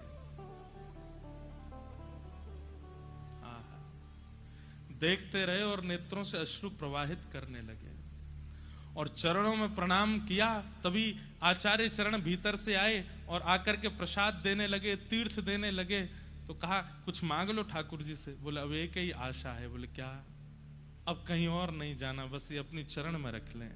मुझे यहां से आगे जाना ही नहीं है, मुझे वापस राज्य नहीं करना है। मैं इनके चरणार विंदों में केवल इनको देखते हुए रहना चाहता हूं, और कुछ नहीं चाहिए। आपने ये कामना की थी और ये कामना सुनते ही शेषनाग पर पौड़े श्रीमन नारायण भगवान उठ बैठे और प्रत्यक्ष प्रकट होकर के मंदिर से बाहर निकल करके आए और श्री यामुनाचार्य जी को अपने हृदय से लगा लिया, हृदय से लगा लिया। मैं बहुत प्रसन्न हूं। क्यों प्रसन्न हूं? संसार में जितनी योग्यताएं एक मानव चाहता है वो सब तुमको दी मैंने, लेकिन उन सबको कभी भी अपने चित्त पर, अपनी बुद्धि पर, अपने प्रभाव पर हावी नहीं होने दिया। और आज जब इतने वर्ष बाद मैं तुम्हारे सामने प्रस्तुत हुआ तो तुमने सबका त्याग कर दिया, सर्वस्व मुझ पर न्यौछावर कर। मैं बहुत प्रसन्न हूं। और तब श्री यामुनाचार्य जी को ठाकुर जी ने स्वीकार किया। इस बात से प्रमाणित होता है कि आपके चाहने से ठाकुर जी आपको प्रिय नहीं लगते हैं। मैं बार बार कथाओं में कहता हूं कि गोविंद देव जी के सामने जाकर के, और गोविंद देव जी इतने भागे कि उस समय किसी ने आपको भीड़ से निकाला तो आप व्याकुल हो गए, मुझे क्यों बुलाया, मुझे देखना है उनको। इतनी व्याकुलता हुई कि आप दोबारा दौड़ करके दर्शन करने गए। प्रमाणित मान लीजिएगा, आप उनको देख के नहीं रीझे हैं, वो आपको देख के रीझ रहे हैं, वो आपको देख के प्रसन्न हो रहे हैं। कथा सुनने की आपके चित्त में इच्छा नहीं जग सकती है, कथा आपको चुन के बुलाती है। गोविंद देव जी जाने की इच्छा आपकी नहीं होती, गोविंद देव आपको बुलाते हैं। ये आचार्य चरणों की कृपा, ये महाप्रभु की कृपा, ये श्री जगन्नाथ जी की कृपा, गोविंद देव जी की कृपा आप पर हो रही है।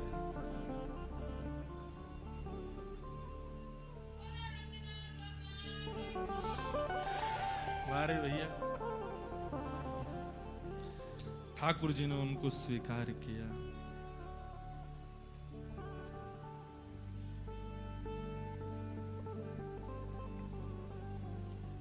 हमारे ब्रज में हम गाते हैं ना,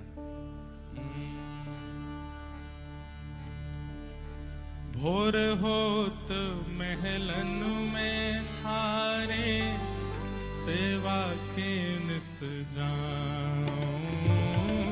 भोर होत महलन में थारे, सेवा के निस जाऊं। भोर होत महलन में थारे, सेवा के निस जाऊं। भोर होत महलन में थारे, सेवा के निस जाऊं। कबहु प्रसादी श्री महलन की, कृपा होए तो पाऊं। कबहु प्रसादी श्री महलन की, कृपा होए तो पाऊं। कबहु प्रसादी श्री महलन की, कृपा होए तो पाऊं। कबहु प्रसादी प्रसादी श्री महलन की, कृपा होए तो पाऊं। किशोरी मोहे सेवा में लीजो, लाडली सेवा में लीजो। जग जंजाल छुड़ाए, बास बरसाने को दीजो। किशोरी मोहे सेवा में लीजो, लाडली सेवा में लीजो। जग जंजाल छुड़ाए, बास बरसाने को दीजो। किशोरी मोहे अपनो कर लीजो, किशोरी मोहे अपनो कर लीजो। जग जंजाल छुड़ाए, बास वृंदावन को दीजो। किशोरी मोहे अपनो कर लीजो, किशोरी मोहे अपनो कर लीजो। जग जंजाल छुड़ाए, बास वृंदावन को दीजो। श्री राधा रानी की।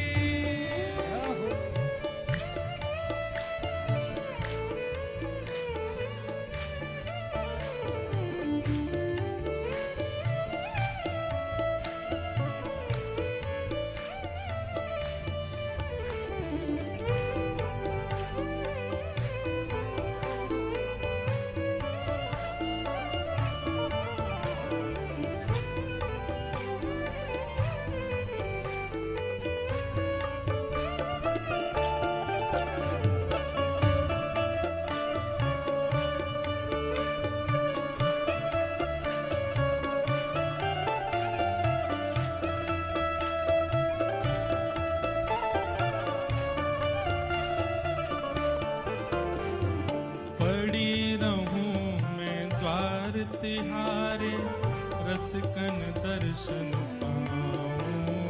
पड़ी रहूं मैं द्वार तुम्हारे रसगुण दर्शन पाऊं। मैं पड़ी रहूं मैं द्वार तिहारे, रसिकन दर्शन पाऊं। पड़ी रहूं मैं द्वार तुम्हारे, रसगुण दर्शन पाऊं। ओ भगतन की रज धूल मिले तो, अपने शीश चढ़ाऊं। भगतन की रज धूल मिले तो, अपने शीश चढ़ाऊं। किशोरी मोहे द्वारे रख लीजो, लाडली द्वारे रख लीजो। जग जंजाल छुड़ाए, बास वृंदावन को दीजो। किशोरी मोहे द्वारे रख ली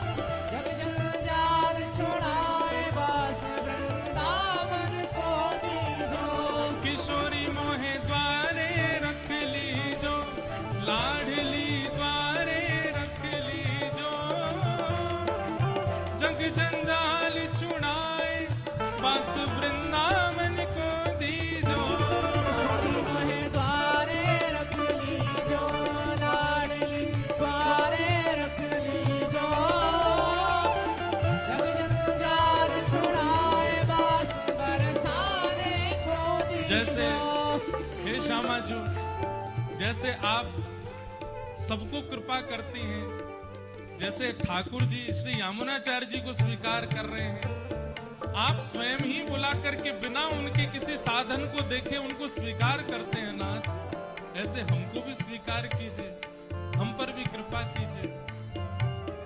हे किशोरी मोहे द्वारे रख लीजो, लाडली द्वारे रख लीजो, जग जंजाल छुड़ाए मास वृंदावन को दीजो। किशोरी मोहे द्वारे रख लीजो, लाडली द्वारे रख लीजो, जग जंजाल छुड़ाए वास वृंदावन को दीजो। बल बरसाने वारी की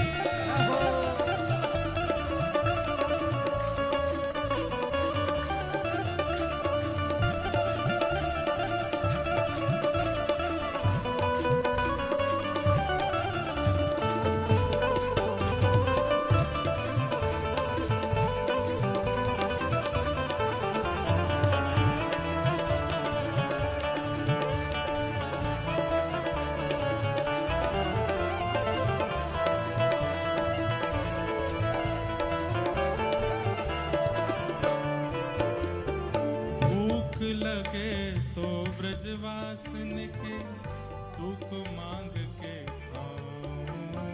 भूख लगे तो ब्रजवासन के भूख मांग के खाऊं। आप लोगों ने कभी मधुकरी मांग के पाई है वृंदावन में? कितने ने पाई है? परिचितों के यहाँ से नहीं मांगनी है।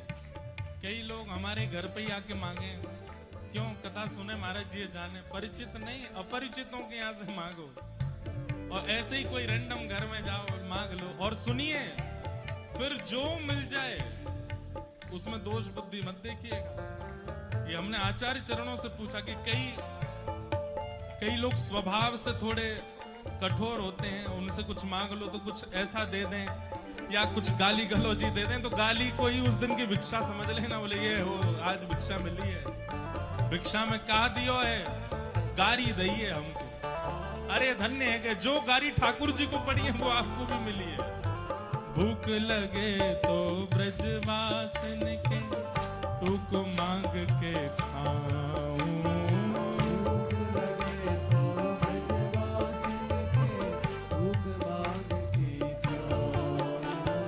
कबहु प्रसादी श्री महलन की कृपा होए तो पाऊं। कबहु प्रसादी श्री महलन की कृपा होए तो पाऊं। कबहु प्रसादी श्री महलन की कृपा होए तो पाऊं। कबहु प्रसादी श्री महलन की कृपा होए तो पाऊं। हे किशोरी मेरी विनय मान लीजो, लाडली विनय मान लीजो, जग जंजाल छुड़ाए वास वृंदावन को दीजो। किशोरी मेरी विनय मान लीजो, लाडली विनय मान लीजो, जग जंजाल छुड़ाए वास वृंदावन को दीजो। हे किशोरी मोहे अपनो कर लीजो, लाडली अपनो कर लीजो, जग जंजाल छुड़ाए वास वृंदावन को दीजो। किशोरी मोहे अपनो कर लीजो, लाडली अपनो कर लीजो, जग जंजाल छुड़ाए वास वृंदावन को दीजो। राधे राधे राधे राधे राधे जय श्री राधे। राधे राधे राधे राधे राधे राधे राधे राधे राधे राधे राधे जय श्री राधे। राधे राधे राधे राधे राधे जय श्री राधे। जय जय श्री राधे, जय जय श्री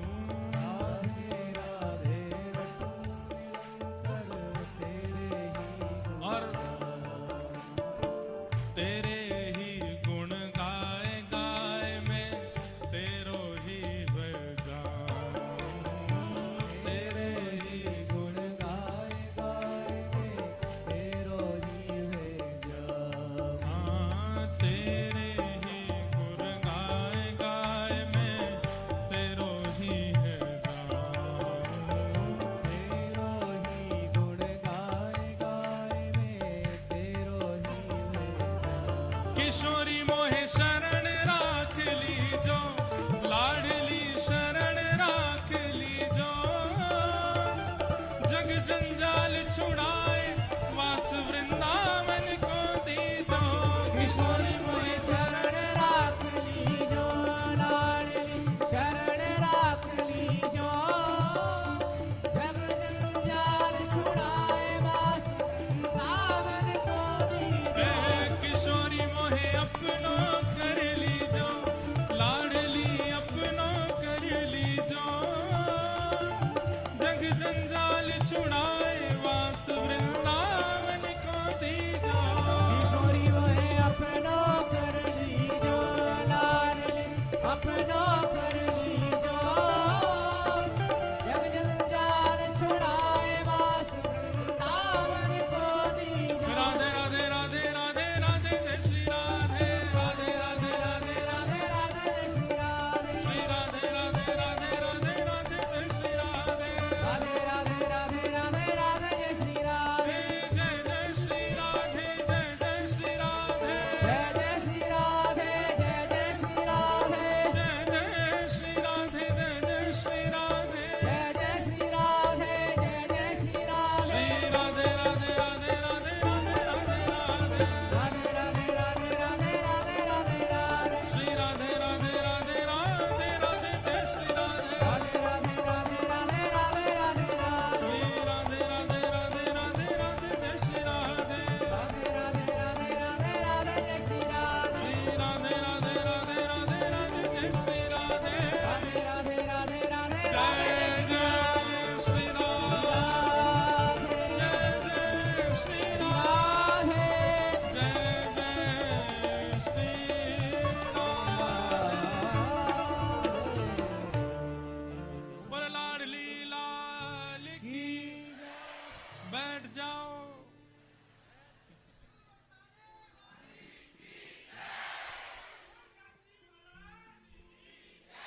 श्री यामुनाचार्य जी महाराज की। सोचिए इस प्रसंग की अद्भुतता क्या है। यहां भक्त ठाकुर जी को स्वीकार नहीं कर रहा है, ठाकुर जी भक्त को स्वीकार कर रहे हैं। न जाने कौन से गुण पर दयानिधि रीझ जाती। ए लाला,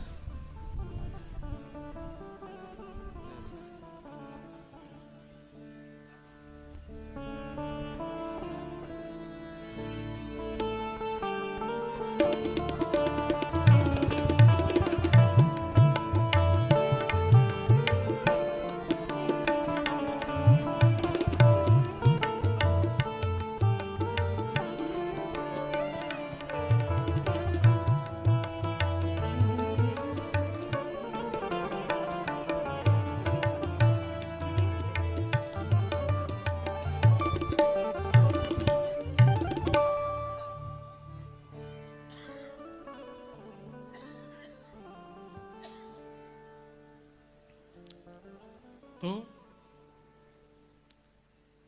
ठाकुर जी स्वीकार कर रहे हैं, न जाने कौन से गुण पर दया निधि रीझ जाते हैं।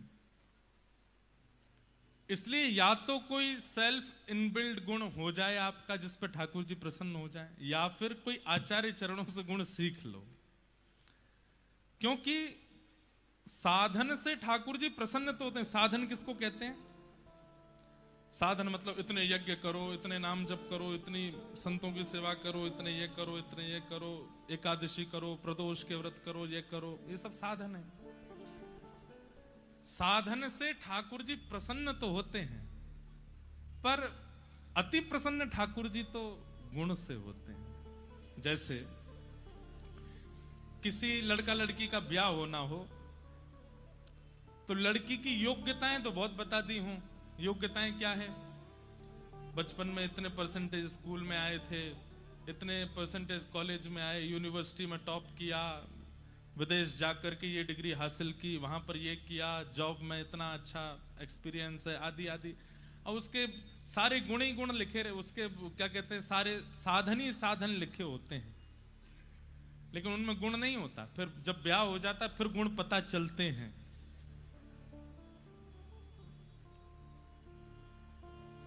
इनको तो मच्छी बहुत प्रिय लगती है इनको तो पीना बहुत अच्छा लगता है, इनको तो ऐसे रहना अच्छा लगता है, ये तो ऐसे हैं। फिर जब गुण पता चलते हैं तो जितने साधन पता लगे थे सब मिट्टी में मिल जाते हैं, फिर किसी काम के नहीं लगते। ऐसे ही लड़कों के प्रति आजकल बायोडाटा में क्या साधन ही तो लिखते हैं सब अपने, कि हमने क्या क्या साधन किए हैं जीवन में, हम इतने योग्य कैसे बने कि तुम हमारा वर्ण करो। हम साधन ही तो बताते हैं। ठीक वैसे ही अति साधन करना और गुण का निर्माण ना करना वो इसी प्रकार है। आप ठाकुर जी को बायोडाटा दे रहे हो, हमने पैदल गिरिराज जी की इतनी परिक्रमा करी, हमने वृंदावन की इतनी परिक्रमा करी, हम इतना नाम जप करते हैं, रोज तिलक लगाते हैं, त्रिकाल संध्या करते हैं, यज्ञ करते हैं, ये करते हैं, वो करते हैं।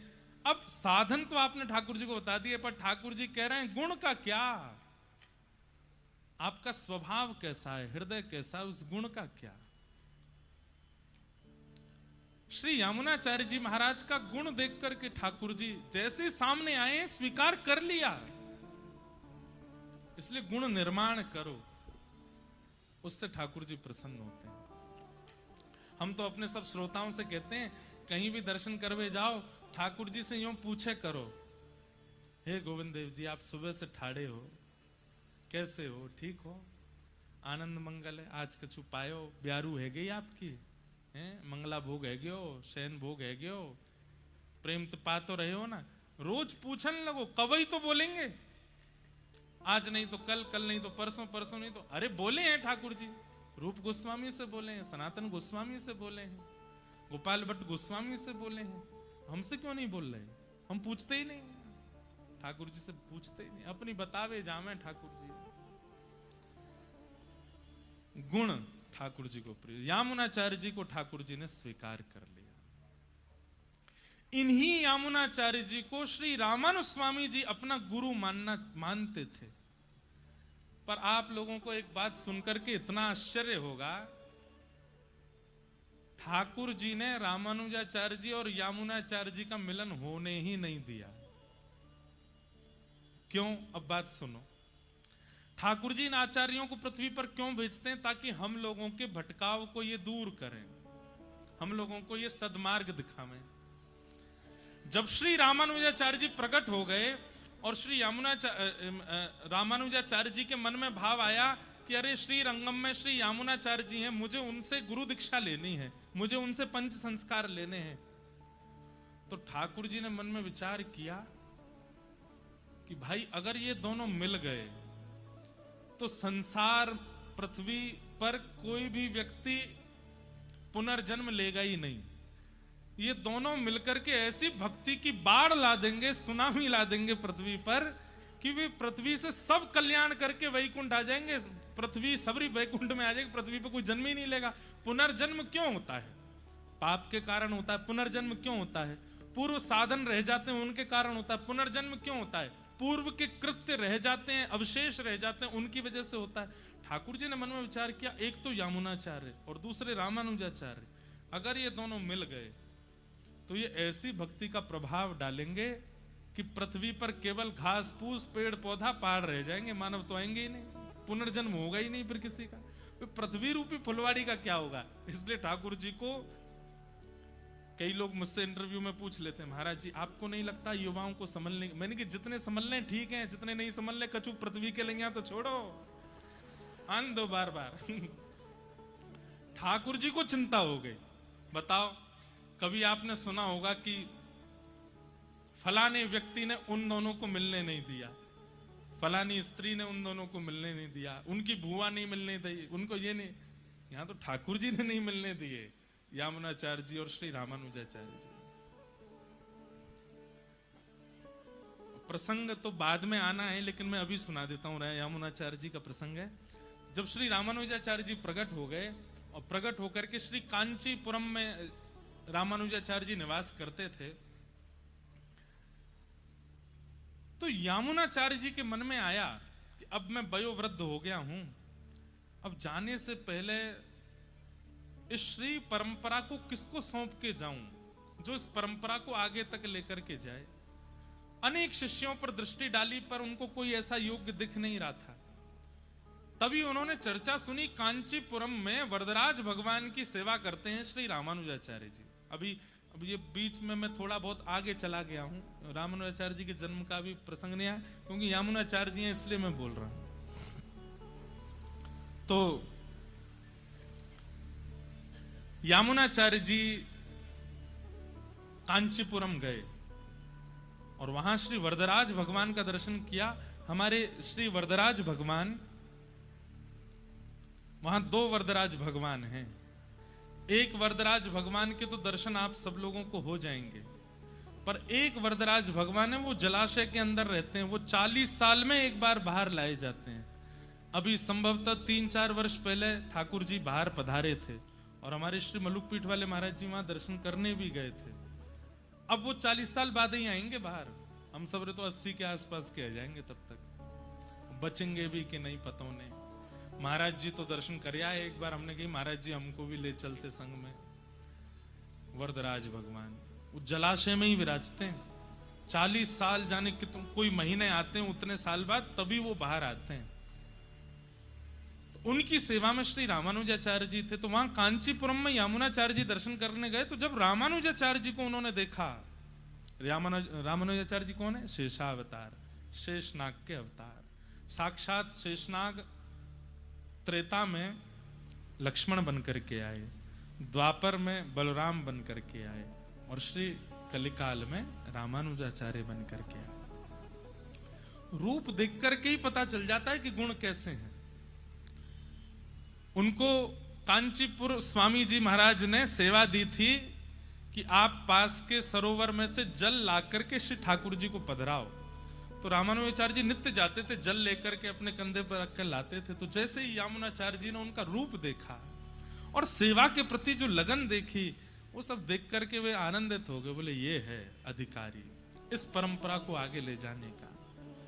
दर्शन करके आप चले गए। अब आप चिंता कर रहे थे कि किसको दें ये पदवी। तब किसी ने रामानुजाचार्य जी का नाम बोला, तो उन्होंने कहा रामानुजाचार्य जी को श्रीरंगम बुलवाओ।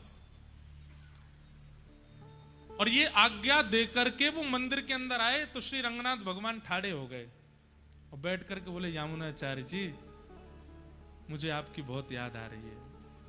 ठाकुर जी, यामुनाचार्य अरे जय जय, मैं सामने ही तो खड़ा हूं, यहां नहीं, अब तुम्हारे वैकुंठ में आ जाओ। क्योंकि वो चाह रहे हैं कि ये दोनों मिले, नहीं मिलेंगे तो पृथ्वी का उद्धार कर देंगे, तो पृथ्वी को वैकुंठ भेज देंगे पूरी को। सब लोगों को तो मंत्र दीक्षा देकर के कल्याण कर ही देंगे, ये पृथ्वी को भी मंत्र दीक्षा दे देंगे, पृथ्वी भी वैकुंठ आ जाएगी। तो यामुनाचार्य जी से बोले अब आप मेरे वैकुंठ आ जाओ, मुझे आपकी बहुत हाथ पकड़ ली। और ठाकुर जी मनावे में तो आगे हैं ही हैं, आप मेरे नहीं हो, मेरी बात नहीं मानोगे। यामुनाचार्य जी बोले इतने सारे शिष्य हैं और अभी तक हमने आगे का किसको पदवी देनी वो चयन भी नहीं, इनमें से किसी को चुन के बैठा दो ना। यामुनाचार्य जी ऐसे नहीं, आपने हमको पृथ्वी पर भेजा है मानव कल्याण जीव उद्धार के लिए, चुन करके विशिष्ट किसी व्यक्ति को बैठा के आएंगे। ठाकुर जी बोले अब देखो हम तुमसे निवेदन कर रहे हैं, तुम आ जाओ हमारे पास। तो यामुनाचार्य जी बोले एक काम कीजिए, 8 दिन की समय दे दीजिए मुझे।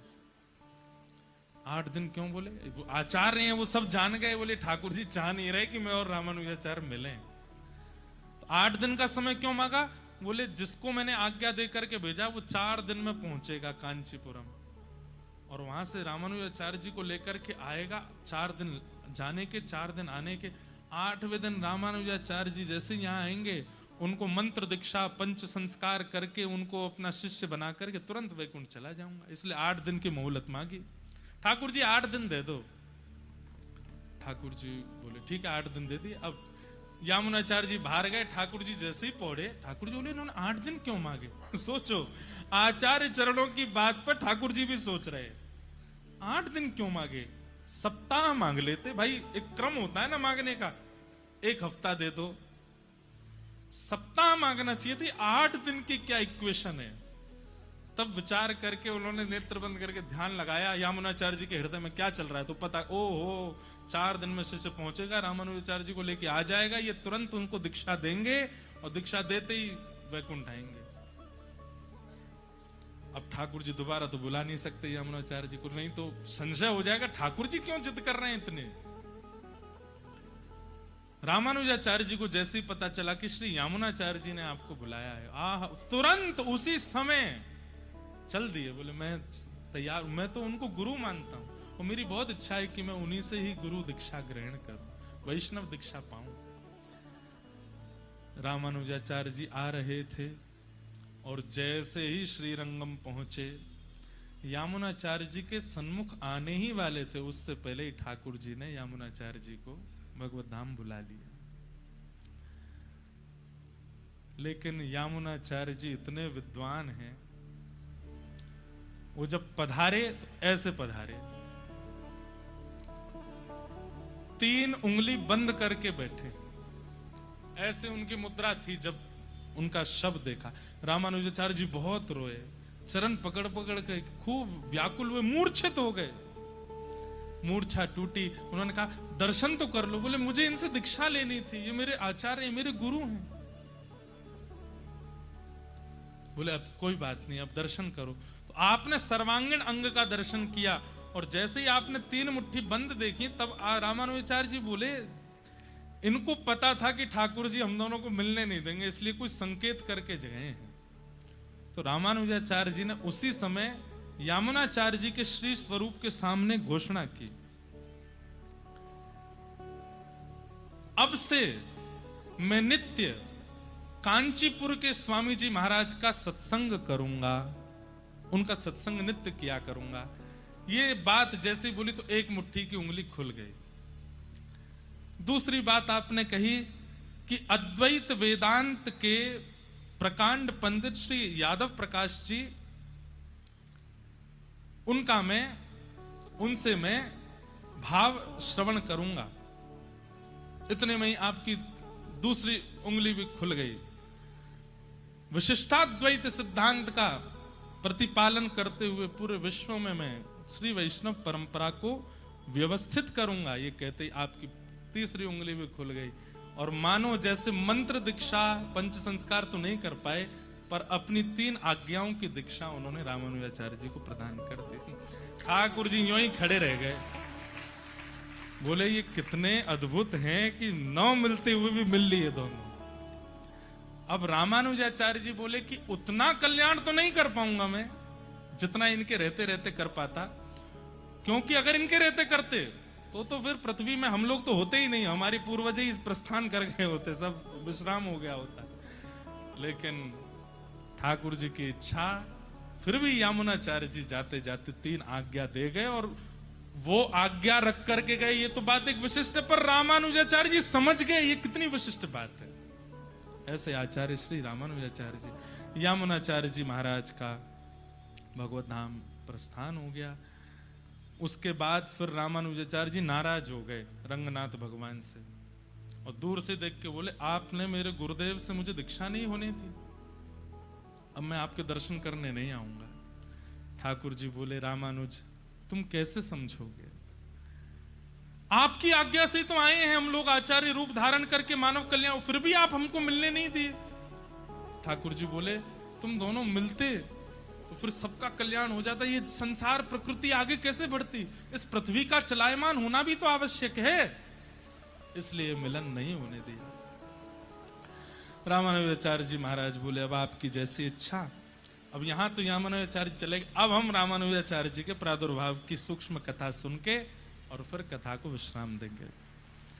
आज से लगभग 1000 वर्ष पूर्व और कुछ वर्ष और बढ़ गए होंगे, दक्षिण भारत में महाभूतपुरी नाम का एक स्थान है, जहां जो मद्रास से थोड़ी ही दूरी पर है, 3 कोस की दूरी पर बताते हैं। महाभूतपुरी में पिता श्री केशवाचार्य जी और उनकी पत्नी कांतिमती जी, इन दोनों के चित्त में एक श्रेष्ठ भक्त वैष्णव बालक की याचना थी और इसी कारण से आपने यज्ञ पुरुष भगवान की आराधना की। देखो आज कैसी योग बनी है, हमने सटकोप स्वामी जी के प्रादुर्भाव की कथा कही, सोई वर्षा हुई, और रामानुजाचार्य जी के प्रादुर्भाव की कथा कहती पुनः वर्षा हो रही। आज निश्चित ही पहली बार ही कह रहे हैं हम, और देखो वर्षा ऐसी हरी जगह जगह तो भीतर ही आ रही है। नहा लियो भैया बधाई हो। आचार्य चरण के प्रादुर्भाव की आप सबको बधाई हो। तो केशवाचार्य जी आपके पिता हैं और माताजी श्री कांतिमती जी यज्ञ पुरुष भगवान की आराधना की और याचना की कि हे नारायण भगवान, हमें पुत्र चाहिए, पर कैसा पुत्र चाहिए? जो आपका परम भागवत हो, परम भक्त हो, आपकी भक्ति का प्रचार प्रसार करे, ऐसे भक्त की हमको याचना है। और इस कामना से रात्रि में स्वप्न में भगवान ने आज्ञा की। कैसे आए स्वप्न में? भगवान शेषनाग पर पौड़े थे, शेषनाग भगवान पीछे। भगवान ने आज्ञा की आप निश्चिंत रहें, साक्षात हमारे शेषनाग ही आपके यहाँ पुत्र बन करके आ रहे हैं। और ये ऐसे आचार्य के रूप में आएंगे जिनके प्रादुर्भाव होते ही पूरी पृथ्वी पर भक्ति नृत्य करने लगेगी, भक्ति का आनंद संवर्धन होने लगेगा। और कहां तक कहें, जो संप्रदाय अभी तक श्री संप्रदाय कहलाई गई है, उस संप्रदाय का नाम हो जाएगा रामानुज संप्रदाय इनके आने के बाद। आप तो केवल प्रतीक्षा कीजिए और तभी श्री कांतिमती माता जी गर्भवती हुई और समय अनुकूल होते ही आपके गर्भ से शेषावतार भाष्यकार स्वामी श्री रामानुज स्वामी जी महाराज का प्रादुर्भाव हुआ है। बोलो रामानुज स्वामी जी महाराज की। जन्म हुआ, प्राकट्य हुआ। अब हम कोई एक बधाई लिख रहे थे आचार्य चरण के लिए। बधाई तो हमने आचार्य चरण के लिखी, फिर यामुनाचार्य जी के लिए पद भी लिखना था, पर अब भैया 24 घंटा कम पड़ते हैं हमारे दिन में, हमको बहुत समय चाहिए सब कुछ करने, तो लिख नहीं पाए। लेकिन ठाकुर जी की बधाई भी अगर गा दी जाए तो आचार्य चरण की बधाई पूर्ण होती है। हो जुग जुग जीवेरी हो योदा मैया तेरो ललना, जुग जुग जीवेरी तेरो ललना, हो जुग जुग जीवेरी यशोदा मैया तेरो ललना, जुग जुग यशोदा मैया तेरो ललना। अरे हाँ तेरो ललना नंद रानी तेरो ललना, तेरो ललना नंद रानी तेरो ललना। और अभी लाला को जन्म कछु दिना पहले ही भयो है। छठी कब की है? गोविंद देव जी में है गई, अभी होएगी। नाथ द्वार में तो एक दिन पहले ही है जाए। कल की छठी है, ले वो कल छठी उत्सव है ठाकुर जी को। कल छठी उत्सव मनाएंगे कथा में। आज बधाई ते ही गालो। तेरो ललना नंद रानी तेरो ललना, तेरो ललना नंद रानी तेरो ललना, तेरो ललना महारानी तेरो ललना, तेरो ललना महारानी तेरो ललना। हे जुग जुग जीवेरी यशोदा मैया तेरो ललना, जुग जुग जीवेरी यशोदा मैया तेरो ललना। हाँ जुग जुग जीवेरी नंद रानी मैया तेरो ललना, जुग जुग जीवेरी नंद रानी मैया तेरो ललना। ओ बड़े भागते यशोदा मैया ऐसो सुत दिन जायो, बड़े भागते यशोदा मैया ऐसो सुत दिन जायो, ओ बड़े भागते यशोदा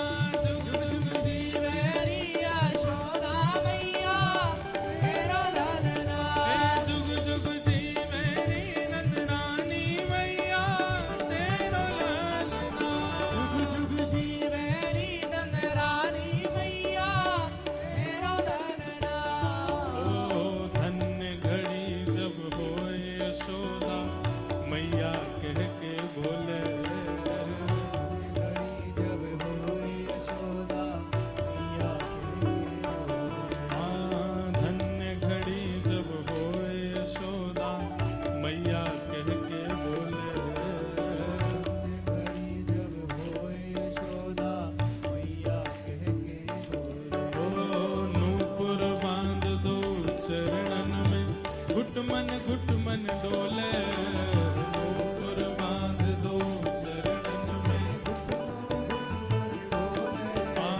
नूपुर बांध दो चरणन में घुट मन डोले नूपुर बांध दो